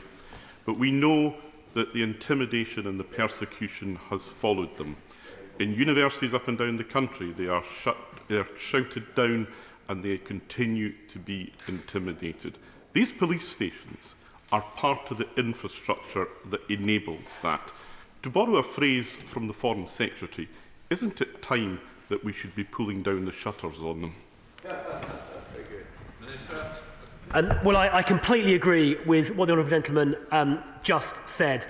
And in particular in relation to the British national overseas Hong Kong citizens who have come here, we have extended a very warm welcome to those people who are at risk of repression in Hong Kong now because of the Chinese Communist Party's brutal repression of democratic freedoms and other freedoms in Hong Kong, which this government abhors in the strongest terms. That's why we've offered refuge to those people here. And it is quite right, the honourable gentleman is quite right to say that foreign nationals residing in this country, regardless of their immigration status, should enjoy all of the rights and freedoms around free speech and freedom from intimidation that we would expect any citizen of this country to enjoy. And I agree with him, it's the duty of government and the law enforcement services and agencies to ensure those freedoms and rights are protected, and that includes on campuses. I think there's some work the DfE are doing in this area where Chinese nationals are students at universities. They should be free from harassment and intimidation. The same applies, of course, to other groups of people, Jewish students being another obvious example. And I would just say it's vital that university authorities take robust action to protect their students, whether they're Chinese, Jewish or from any other group, from any sort of intimidation on campuses, which is totally unacceptable. Bob Seeley. Mr. Speaker, I thank the Minister for his robust line, and I thank ministers for all the work they're trying to do. I think it is true to say that in the last 10, 15, 20 years, I think collective governments have been slow and naive in dealing with these more nuanced, politicised threats from Iran, and Russia and China, etc. My question, I get the fact that they're making transnational repression illegal, and I get the fact that there is an ongoing police case. But the point has already been made. Repression is already illegal in this country and has been for centuries. People have the right to be to the freedoms of this nation, whether they are visitors or citizens. We know who these diplomats are. We don't have to wait for a court case. We're not going to be imprisoning Chinese diplomats. We don't have to wait for a court case before we start expelling diplomats who are engaged in these practices. And I think that is the point that myself and others are trying to make here today. Thank you. There is no reluctance to ensure that diplomats engaged in inappropriate activity will leave. I've mentioned already that 6 officials who were based at the Chinese consular office in Manchester have now left the United Kingdom. In relation to the gentleman in Croydon, the subject of the Times article today, he is of course not a diplomat and therefore is susceptible to prosecution in the normal way, exactly as the former police minister was describing earlier, and that is exactly why there is an ongoing investigation that's taking place. Very much, Mr. Speaker. What specific measures will higher education institutions be encouraged, or even, if it's necessary, legislation to protect particularly BNO passport holders, but also young Iranian students, young Russian and Ukrainian students who feel under surveillance, and where there are actually other students within the student body who are there under a sort of surveillance pact? We know this has been happening for quite some time, and the government's response has been tardy. Could he undertake today to meet with the Higher Education Minister and to share immediate advice following today's news so that we can have a reassurance that all international students are safe? Well, I completely agree with her sentiment that international students, indeed any students at UK universities, should be free from intimidation, a point I made in response to a previous question. Whether those are Chinese students, Iranian students, Jewish students or anyone else, they should not be getting intimidated. And I would just repeat the point I made earlier, that individual universities, first and foremost, should be ensuring, in the first instance, the safety of students on their campuses. In relation to her question about action by DFE, as members will appreciate, I'm straying quite a long way beyond the limits of my ministerial responsibility by answering this question already. Going into DFE goes even further. What I will say is that I'll ask the Security Minister to come back to the member for Hornsey and Wood Green specifically on that point, and update her in writing on what work he is doing with DFE to ensure the safety of students on campuses. It is a vital question. It is appropriate that the government get involved, as well as leaving it to universities, and I'm going to ask him to come back to her on that very important point. But I completely agree with the sentiment of her question. Simon Slough. Thank you, Mr. Speaker. These illegal police stations form part of a pattern whereby China is an adversary of freedom the world over. And we saw that recently over her intimidation of Taiwan. We see it in her treatment of Hong Kongers. We see it in her actions in Africa to try and act through debt bondage to secure advantage on that continent. When will the government designate China, as we should, as a formal threat to the interests of the United Kingdom in our security architecture? Minister. Well, I thank my honourable friend for his question. I mean, I do agree with the thrust of his thesis that clearly the Chinese Communist Party is seeking to project its influence around the world in a way that often undermines the interests of the recipients of that interest, and often undermines the interests of those countries who believe in freedom and who believe in democracy. And I think we do have a duty in this country, acting with our allies in the free world, to make sure that that influence is circumscribed. Clearly, we are taking more powers domestically, for example, through the National Security and Investment Act, which came into force just over a year ago to seek to limit influences in the investment and economic sphere. We're doing work with partners around the world as well. We're supporting countries where freedom is threatened, including, of course, Taiwan, who we strongly obviously support in their right to choose their own destiny. The question he specifically raises is obviously a complicated one, and I think one probably better dealt with by higher powers than me, but I think I've made pretty clear in my answer my feelings on the topic of our relations with China. Emma Hardy. On how many occasions have the government or governmental officials discussed the use of these police stations with the Chinese embassy? I'm afraid, not being a Foreign Office Minister or the Security Minister, I don't know, but I'm sure the Security Minister will update on that when he next comes to the House. The Wheeler. Thank you very much, Mr. Speaker. I thank the Minister for his answers today.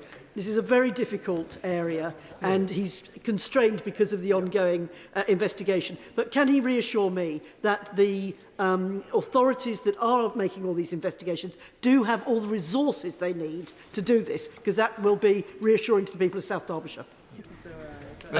Yes, I can provide the Honourable Lady with the assurance that she requires. We do take this as a government incredibly seriously. We don't think the operation of these facilities is remotely acceptable. We don't think the intimidation of foreign nationals on our soil is remotely acceptable either. And so the relevant law enforcement bodies do have the resources necessary to protect people on British soil, as this House and the Honourable Lady rightly expect. So, Thank you, Mr. Speaker. Last month, Coventry hosted a friendship festival to welcome Hong Kong nationals under the BNO scheme. Now, I'm proud of the city's diversity, but the existence of Chinese police station poses a direct threat to my constituents. Now, the government's own backbenchers have said that this government is asleep at the wheel when it comes to threats posed by China. So, given that this is a matter of national security, what steps will the Minister take to ensure the safety of my constituents in Coventry North West?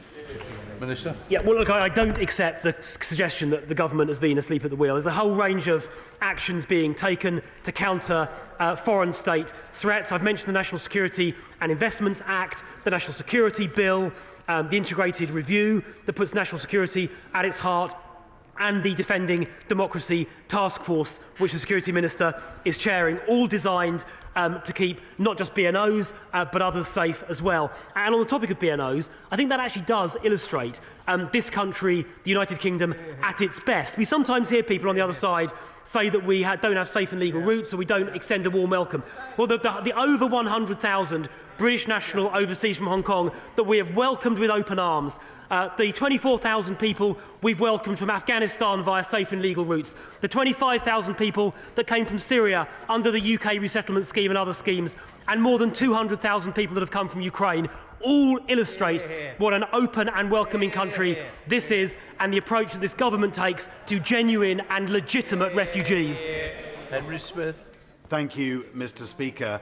It isn't just nefarious activity from the Chinese Communist Party through the so-called police stations in this country and other parts of the world, but it's also their commercial activities and their activities in academia that are a threat to our national security. BGI is a company that is harvesting genomic information from people around the world, for example, through prenatal tests. Can I have an assurance from the government that the Defending Democracy Task Force won't just be looking at the so-called Chinese police stations operating in this country, but all of those aggressive acts that have been carried out by the Communist Chinese state? Minister. Well, I think my honourable friend, Member for Crawley, is absolutely right to draw attention to what the Chinese government is doing in seeking to infiltrate academia and certain sensitive technologies. I saw this at first hand during my time as Technology Minister, and I must say to the House, I was deeply concerned by what I saw. The channel, the machinery of government for dealing with that isn't the Defending Democracy Task Force. There are various other arms of government dealing with that. The powers that exist under the National Security and Investment Act give the government, I think in the first instance it's what used to be the Base Secretary, powers to take action, and I can assure the honourable gentleman the government is very alive to this. I saw it when I was Tech Minister, and I can assure him that the government is vigilant, it is alert, and action is being taken. Jim Shallow. Thank you, Mr. Speaker. Can I thank the Minister for his responses to the questions? But can I ask him, will the Minister outline what steps have been taken to secure the safety of Chinese expats within the United Kingdom who are frightened of the reach of the Chinese government arms in the United Kingdom of Great Britain and Northern Ireland? I have some constituents, Chinese expats, who have told me they feel that they've been followed. They're pretty sure that their phones have been tapped. So what assurance can I give to my Chinese constituents about their privacy, about their security and about their safety?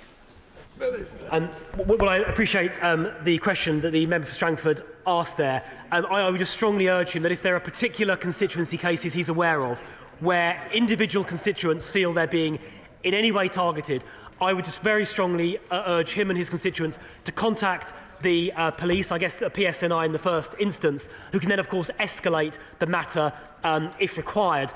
Please do report that quickly. I'd say the same, in fact, to any member of this House, so they can be quick. And I can assure him those matters will be quickly investigated, action taken as well.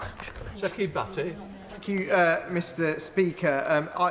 The constituency of Meriden has become home to many people from Hong Kong. Can the Minister reassure my constituents that we take our moral duty to protect political dissidents very seriously, and they should be free from harassment from any inch of UK soil? And of course, I don't just mean from Chinese police stations, but also from IRGC cutouts as well. Yeah, well, my honourable friend makes an extremely important point. It's a long-standing principle in this country that we will ensure the freedoms and the rights of all of those who reside on our soil. We will protect them from threats to their freedom by whoever those might be perpetrated, including and perhaps even especially foreign states. So my honourable friend made a very important point, and he is absolutely right to make it.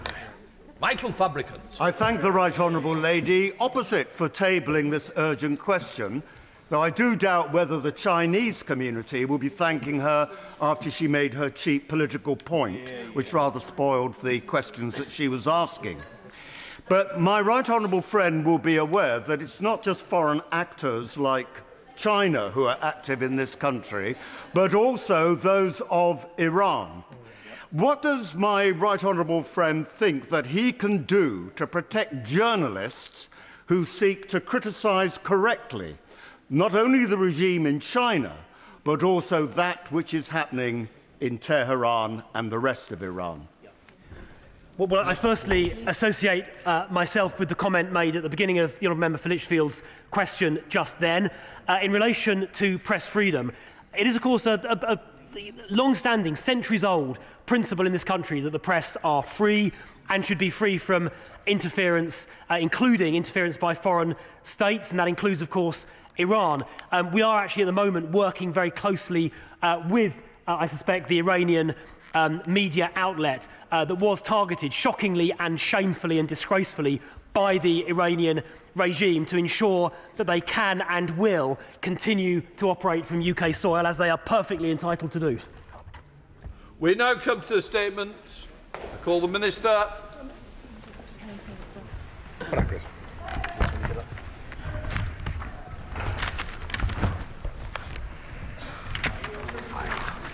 Thank you, Mr. Speaker. With your permission, I would like to make a statement to update the House on the infected blood inquiry. The Government welcomes the publication of the infected blood inquiry's second interim report. I'd like to thank Sir Brian Langstaff and all those who have contributed. The infected blood inquiry has done a huge amount of work on an intensely complex issue, ensuring that victims' voices are heard. I've been deeply moved by the testimonies outlined in the latest report, and the victims' bravery in coming forward should not be overlooked. The issuing of the second interim report, specifically on compensation, was not anticipated by the Government until we were informed by the inquiry in February this year. However, we very much appreciate and welcome Sir Brian taking this approach. The Government is considering intensely the recommendations outlined in this report, and work is underway at pace across all relevant departments to respond fully. My right honourable friend, the member for Maidenhead, announced the infected blood inquiry in 2017 to examine the circumstances that led to individuals being given contaminated blood and blood products in the UK. The inquiry, chaired by Sir Brian Langstaff, commenced on the 2nd of July 2018, and I'd like to reiterate our total endorsement for my right honourable friend's point that the contaminated blood scandal of the 70s and 80s should simply never have happened.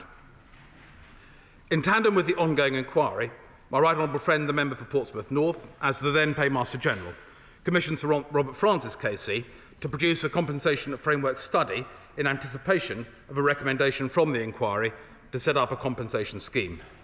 The findings of this study were published in June 2022.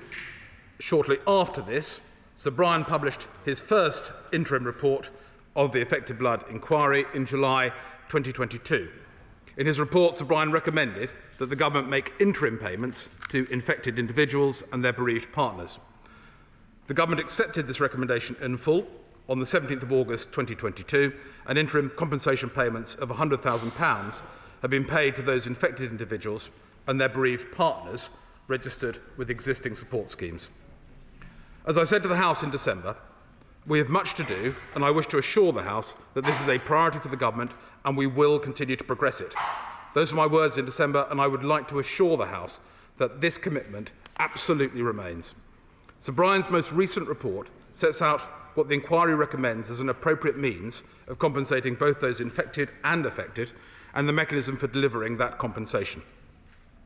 In doing so, it sets out the complexity of what is a multi-layered issue. The recommendations in his report outline that those infected and affected should be granted legal support, and infected and affected people and the estates of infected people should be able to claim for categories of loss against 5 awards: Injury Impact Award, Social Impact Award, Autonomy Award, Care Award and Financial Loss Award. This is rather than claiming on individual assessment of each application. In addition, those dissatisfied with their compensation payments should have redress through an appeal to a structure outside of the compensation scheme. The report has also proposed mechanisms Sir Brian thinks would ensure the fairness of the compensation scheme. He has recommended that a scheme is administered by an arm's-length body, chaired by a High Court judge or equivalent, and advised by legal and medical professionals, as well as the beneficiaries of the scheme. In addition to this, Sir Brian has proposed that the route through the courts should still remain open to beneficiaries. Sir Brian has agreed with much of Sir Robert's study, though there are also differences in approach. For example, Sir Robert outlined in his study that the scheme should be delivered locally in each of the 4 nations, as this was the preference of the victims. Sir Brian has recommended that the scheme is delivered by a central body, whilst continuing the support provided by the existing infected blood support schemes, which should be continued and guaranteed for life by legislation or secure government undertaking. There is also divergence in the consideration of scope of those eligible for compensation payments, including the extension of payments to those with hepatitis B and not providing payments to the estates of those affected. Sir Brian's interim report is detailed. It is only right that the government will need to consider the complexities they set out thoroughly when preparing our response. The House will recognise that health is a devolved matter, and I will be discussing the report with my colleagues in the devolved administrations. As I said at the start of my statement, the government welcomes the publication of the Infected Blood Inquiry's second interim report to assist its ongoing work. However, we do not underestimate the complexity of these recommendations, which do need careful consideration. For example, Sir Brian recommends that an arm's-length body, in which His Majesty's Government would have no ongoing role beyond providing taxpayer funds as required by the body. On anything like this scale, this would be a new departure and does have implications for accountability of government, which will need careful consideration alongside how its financial implications will be managed. I would, however, like to reassure the House that while the government is progressing work to ensure that we are in the best possible position to respond fully at the end of the inquiry, every recommendation by Sir Brian, including in relation to timing and a further interim payment, is receiving intense focus.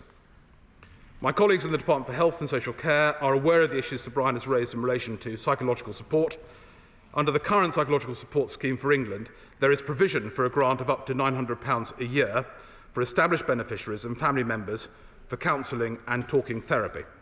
The Department for Health and Social Care is undertaking research to look at the psychological support needs so that decisions on commissioning of bespoke service are based on robust evidence and meet the requirement. In closing, I would like to reiterate the need for pace. People die every week as a result of the impact of the scandal. This government wants to deliver resolution, and we are working at pace across all relevant departments to consider the recommendations as outlined in this latest report and to ensure we are best placed to respond to the inquiry's final report. I commend this statement to the House. Shadow Minister Fleur Anderson. Thank you, Deputy Speaker. And I thank the Paymaster General for providing an advanced copy of his statement. I'd like to begin by paying tribute to the brave victims and their families who, whilst working through their own personal ill health, grief and trauma, have campaigned tirelessly for justice. Without their strength, we would not have reached this stage. And of course, to my right honourable friend, the member for Kingston upon Hull North, who's been a stalwart of the success of this campaign so far. The continued work of the Infected Blood Inquiry is crucial to ensuring that victims' voices are heard.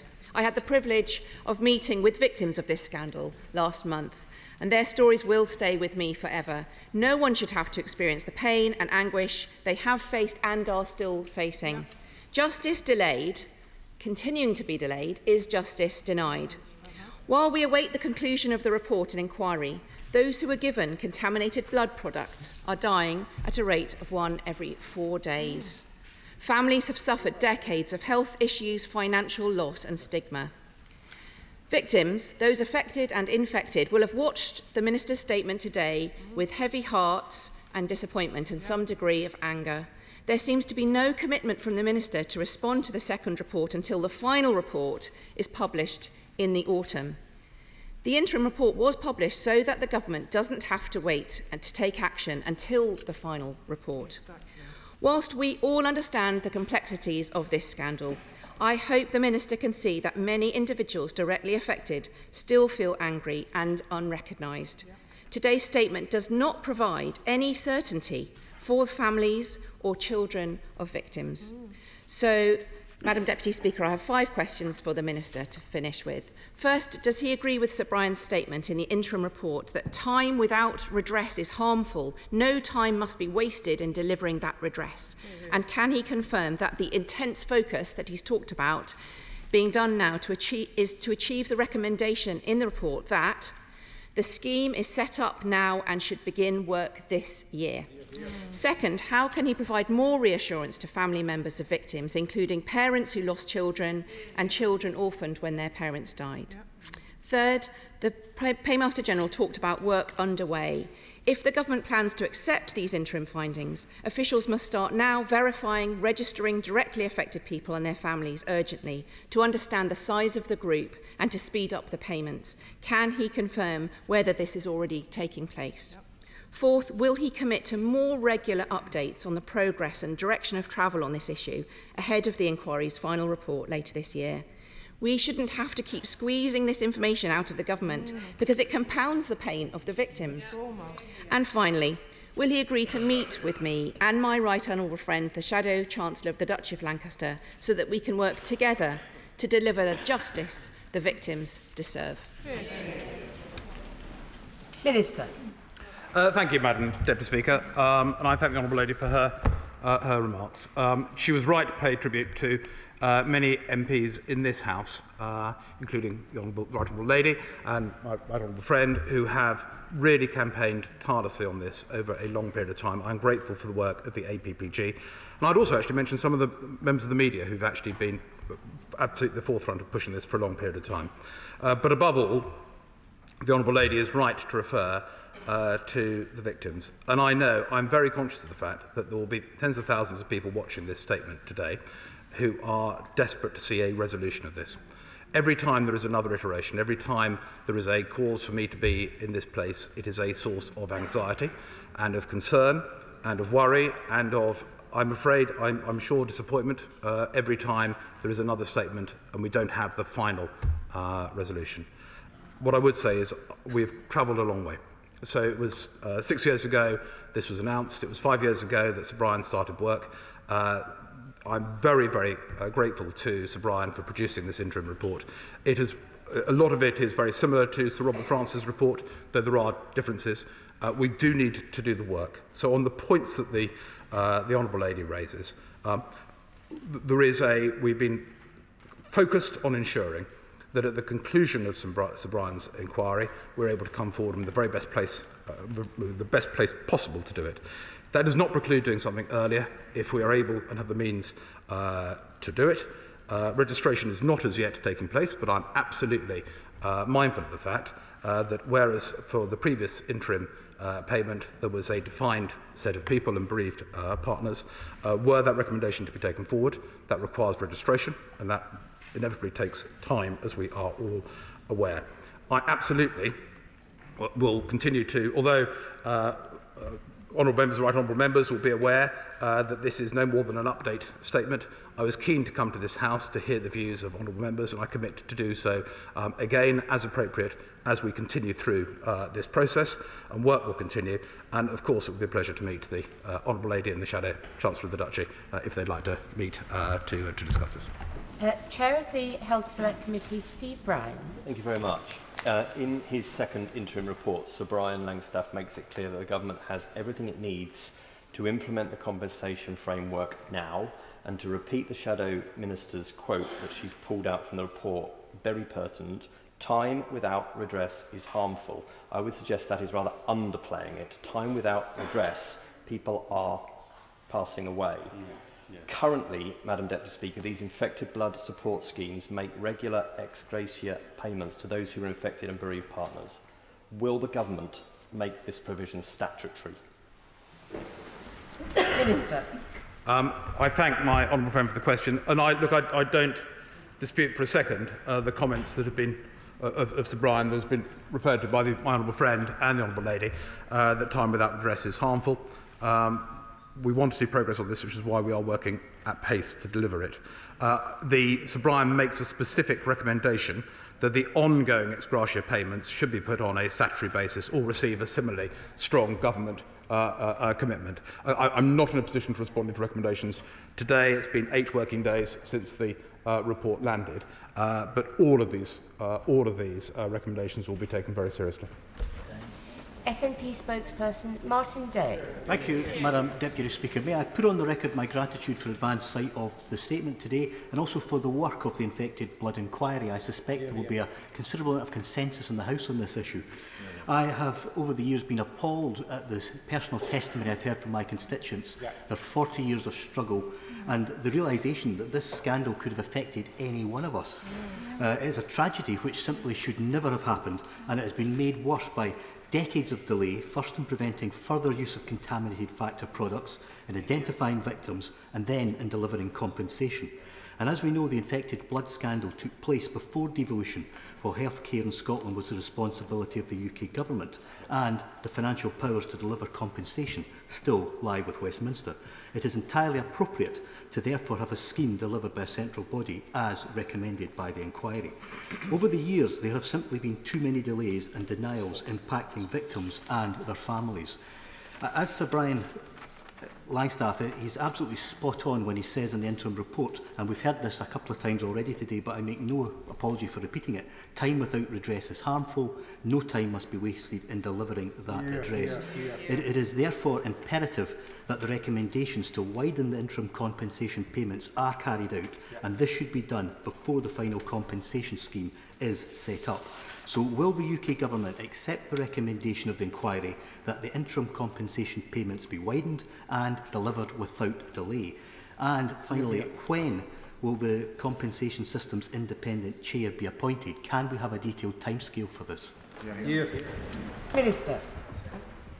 I thank the honourable gentleman for his comments, and can I also thank him particularly for him welcoming the concept of a central body. That was an area of not dispute, but I think there was a slightly different emphasis placed between Sir Robert's report and Sir Brian's report as whether it should be delivered locally through each of the 4 schemes or through a UK scheme. The honourable gentleman is absolutely right. This happened in the 70s and 80s, long before devolution, and there's a clear recommendation from Sir Brian, which I'm glad to hear that the honourable gentleman endorses.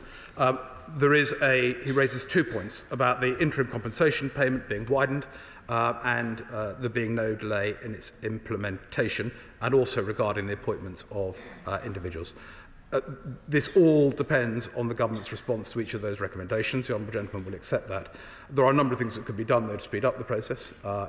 If we were to go down the route, if we were to agree with Sir Brian's recommendation to have an ALB, there are mechanisms whereby individuals could be appointed on an interim basis prior to the ALB being formally constituted. And all of this is in the mix as we work through our response to his report.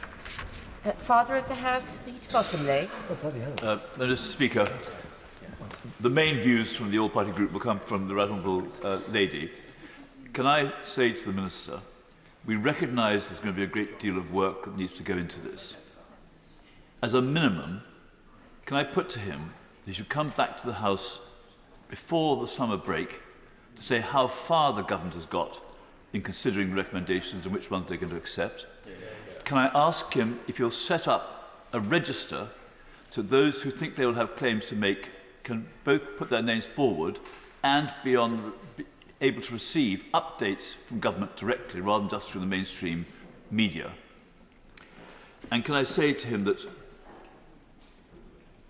the voices of former Secretary of State for Health, that the totality has been a failure by the British state, and that the pain and suffering has gone on far too long, are words endorsed right across the House and by the country as a whole, and that we want the action that Sir Brian Langstaff has asked for, which is the scheme should be set up this year.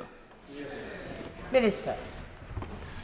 I thank my right honourable friend, and I thank him for recognising there is a great deal of work to be done, which there is. I've already referred to the register point. Were we to adopt the recommendation, which is a very clear recommendation from Sir Brian, about an interim payment, which goes more widely than the last scheme, that does require a registration scheme, and I appreciate that that would take time itself, so that needs to be established at a very early stage if that recommendation is accepted. I will come back and update the House. I will do so as is appropriate. I hope that would certainly involve before the summer break. Dame Diana Johnson. Thank you, Madam Deputy Speaker. And can I thank the Minister for making the statement today?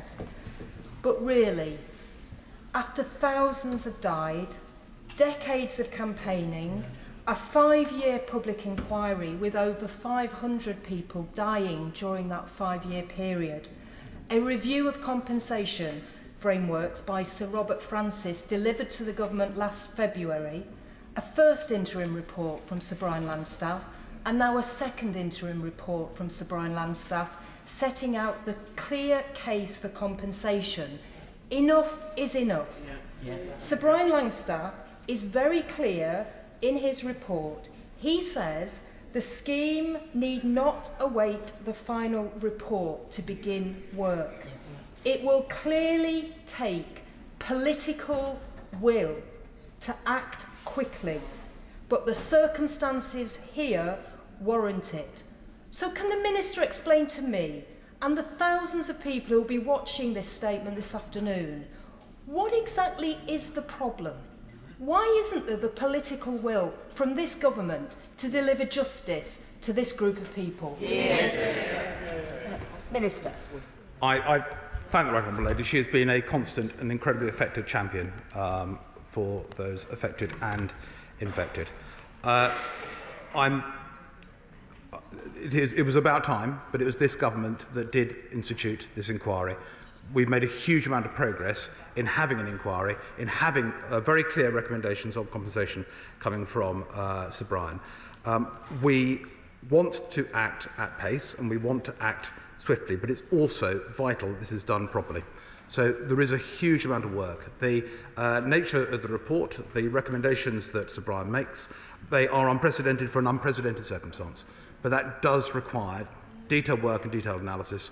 We will bring forward a response as soon as we can. As I say, we are focused on the inquiry's conclusion. That doesn't preclude coming forward before that if we are able to do so and if we decide that that is the right course of action. Matt Hancock. Thank you very much, Madam Deputy Speaker. Can I add my voice to those thanking Sir Brian Langstaff and the whole team for the work that they've done? We all recognise the complexities of delivering a scheme that's effective. And I'm grateful to the Minister for repeatedly coming to this House and committing to come to the House again. But will he repeat from the dispatch box the moral case for compensation, which effectively has bound the government to act and to follow the recommendations for compensation, whilst of course it takes time to put that into practice? What it is vital, I think, for people to hear today is that, in principle, the government is going to make this happen, because for many years that commitment was not there, and it needs to be repeated now. Minister. Yes. My right honourable friend speaks with a great deal of knowledge on this subject, and I I'm very grateful, I repeat this, as did he. I'm very grateful to Sir Brian for producing a comprehensive and thorough appraisal of what the compensation scheme should look like. We need to go through that in detail. As my honourable friend would accept, it needs to be effective, it needs to work. But I'm pleased that he's given me the opportunity to reiterate what I said last December in this place, that we fully accept there is a moral case for compensation in this circumstance. Absolutely.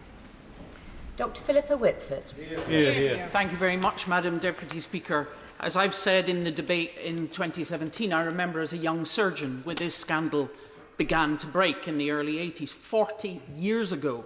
My entire medical career has passed while people have been fighting for justice and recognition. And dragging that out has added financial hardship to the suffering that people were already going through. So as the Honourable Lady from Hull North, I think, said, enough is enough. So the Minister has talked about how long things will take, and we recognise that. But when will they start? When will registration of bereaved parents and children start?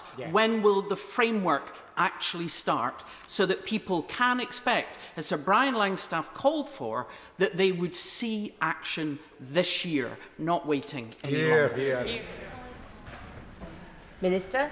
The Honourable Lady is very clear, as is Sir Brian in his report. So there's no dispute as to what Sir Brian is recommending. I can't give that commitment now. There are processes across government, as the Honourable Lady will understand. We are working at pace. We are going through the report in great detail. As I say, it's been a short period of time since that report landed with us and on all of us, and it is detailed, it is comprehensive, and it does need work. But we will be coming back to the Honourable Lady and to this House. Sir Mike Penning. Madam Deputy Speaker. Madam Deputy Speaker, the first shadow portfolio I had in 2006 was the Shadow Health Minister with this portfolio. So I met many of the victims straight away that had been crying out. The 80s is when this started, but actually we didn't really know until into the 90s what was creating it. And I'm no expert on this, but that's the sort of thing that was coming forward. So I'm very proud that this government has done something that I promised as the Minister we would do to those victims. But it's been taken too long. If there is a moral position for this, the victims out there are still suffering. Their loved ones are suffering if they've lost their loved one. And it's not just financial, it's actually broken people's hearts and minds as well. But their scepticism on this, I think, might be also fuelled by the fact that the government initiated an inquiry by Baroness Cumberledge into the Primrose debacle and disaster. And the government ignored that, literally ignored their own inquiry. So can the Minister understand the concerns of victims and other members of this House that are a little bit sceptical about delay? Minister? My right honourable friend he's absolutely right. This has been a long-term scandal. It started in the 70s and 80s. It has been many years to get to this stage. But the stage we've now got to is a High Court judge, a very distinguished High Court judge, has spent 5 years working through the circumstances. He is at an advanced stage with his inquiry, and he has produced a thorough report on compensation. As I've said to this House, and I will say it again, the moral case for compensation is fully accepted by the government. We do need to go through this and work through exactly what the implications are, which are multiple. And this is, as I said before, this is an unprecedented circumstance which requires unprecedented means of redress, and that is what's reflected in the report. But it does require work to go through it.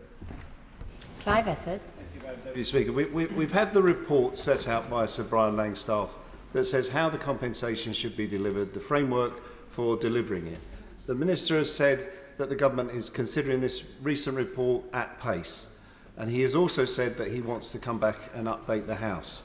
So if we're moving at pace and we have all the detail in place that we need, when is he going to come back to the House? Minister?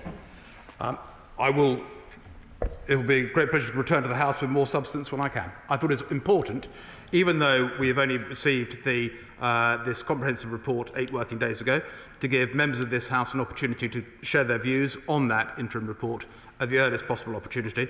But the honourable gentleman will realise that it does require work to come back substantively to say which recommendations are being accepted and how we would be progressing it. James Morris. Thank you, Madam Deputy Speaker. Can I welcome the Minister's statement? But would he agree with me that, notwithstanding the complexity that he outlined in relation to the compensation scheme, that 2 things should happen? One is that the government should move urgently to the design of the compensation scheme. And secondly, in the design of the compensation scheme, there should be engagement with victims or the groups representing those victims to make sure that there is alignment between the compensation scheme and the expectation of victims moving forward. Minister. I totally understand where my honourable friend is coming from. It is critical that we produce that answers provided to in response to this report are ones that have that are readily understood and have the buy-in of all those who've suffered so grievously as a result of these scandals. I'm very keen to engage with the victims. I would also say that Sir Brian, I think, has been doing an exceptional job in ensuring that he fully understands and speaks and takes on board the comments made by the victims and engages with them. It is, I think, impossible for any of us who have not suffered from this ourselves personally to understand fully the anguish that those victims have been put through. I think Sir Brian has done his utmost to reflect that in the report that is produced. Christine Jardine. Thank you very much, Madam Deputy Speaker. And yes, I'd also like to thank the Minister for coming here today and pay tribute to Sir Brian and the work that he has done. Not long after I was first elected in 2017, I received a letter from a constituent whose family had suffered as a result of the infected blood scandal, and what they had been through was heartbreaking. And although progress has been made, and we have the interim report, we are now 6 years further on, and they are no further on in receiving compensation. So as others have said today, can we please get on with it and ensure that these families' suffering is put to an end? Minister. Look, I totally understand where the Honourable Lady is coming from, that we all have constituents who are in that situation. There are tens of thousands of people who are affected across the whole of the UK. We want to do so at pace. We also want to do so with the scheme that is, that any scheme we adopt must be effective and must work and must be appropriate. So there is work ongoing. We will get there and report back to the House our response to those recommendations that Sir Brian has made. Mark Pritchard.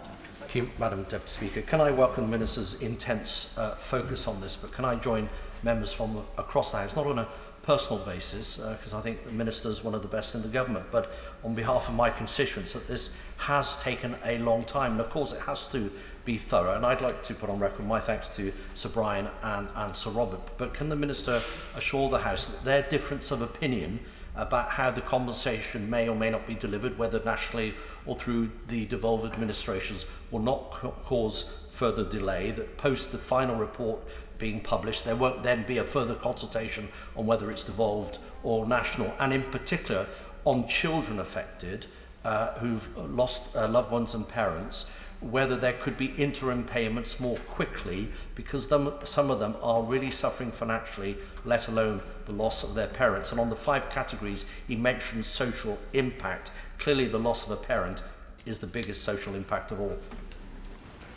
Minister. To reassure my honourable friend, when I referred in my statement to areas where there were different nuances, different views presented by Sir Robert and Sir Brian, I don't want that to be overstated, and I wouldn't have wished to have done so. Sir Brian had the benefit of Sir Robert's report. I think he would say that he found it extremely useful that that study was undertaken, so he was able to consider Sir Robert's report before coming up with his own recommendations. But we must not allow any difference between the two, which is mainly of nuance, to get in the way of our proper and full consideration of Sir Brian's report. The honourable gentleman also refers, as of other honourable members, to interim payments. All I can say is that there is a very clear recommendation from Sir Brian. We are working through all of this, and we will be returning to the House in due course, having had an opportunity to review fully those recommendations. Barbara Keeley. Thank you, Madam Deputy Speaker. My constituent's father died following infected factor 8 treatment. The family did not feel they could grieve openly because of the stigma around HIV and AIDS at the time of his death. My constituent has told me that although a compensation payment would not bring back their father, it would finally give the family a sense of closure. Does the Minister accept the symbolic importance of compensation payments? And will the government now commit to including children who have lost a parent in the scope of the compensation scheme, as recommended by Sir Brian Langston? Minister. I think one of the very, very worst aspects of many dreadful aspects of this scandal is the stigma to which the Honourable Lady refers.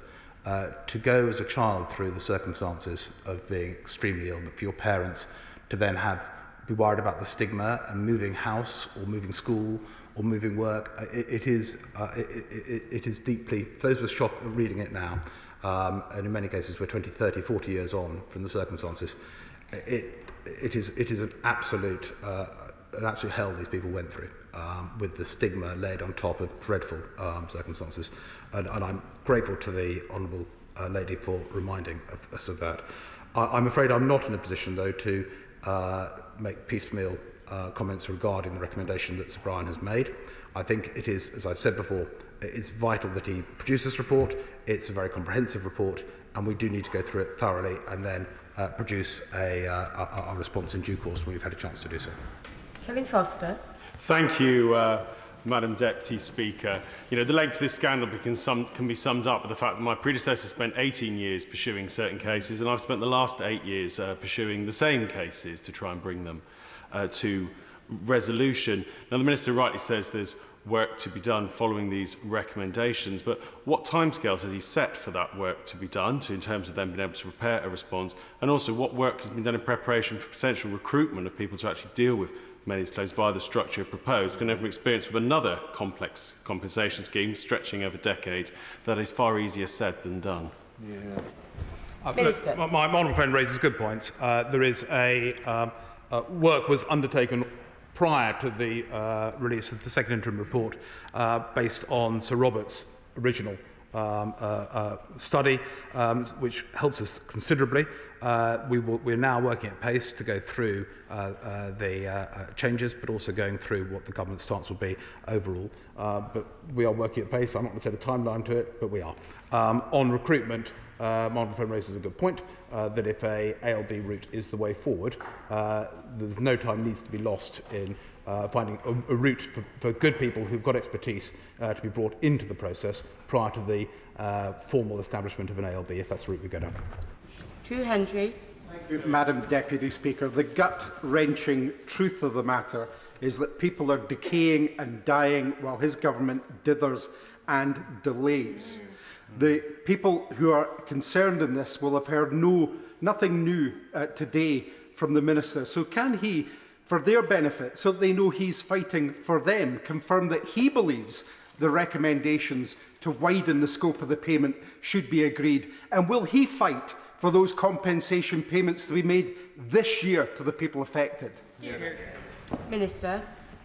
What I would say to the Honourable Gentleman is that it would be wrong to characterise the circumstance today as there being one of no progress. The fact that Sir Brian Langstaff has produced his report is a huge step forward. As I say, it is fantastic that he has come forward with the second interim report specifically on compensation. I already accepted on behalf of the government, I speak on behalf of the government, on behalf of the government I accepted the moral case for compensation back in December. We now need to go through what Sir Brian has written, which has been the culmination of many years' work, and then take decisions on that, and then come back to the House. Jonathan Denockley. Thank you, Madam Deputy Speaker. And I welcome the Government's clear determination, as shown by the Minister today, to move faster towards a just resolution to this sad and terrible scandal. As an MP representing a Huntingdon family devastated by this affair, who were long concerned at the inability to engage with ministers, will my right honourable friend now confirm that ongoing engagement with victims' families will take place with proper understanding for their tragic plight? Minister. Thank you, Madam Speaker, and I can confirm to my right honourable friend, yes, if there's... I previously met, I think most of us in our constituency capacities have been aware of the victims of this dreadful scandal. Through the Right Honourable Lady in the APPG, I had the privilege of meeting representatives of those infected and affected, and I'm more than willing to do so again as we continue to progress our work on this. Ian Lavery. Thank you, Madam Deputy Speaker. The Minister is absolutely correct. There's tens of thousands of people fixed to their televisions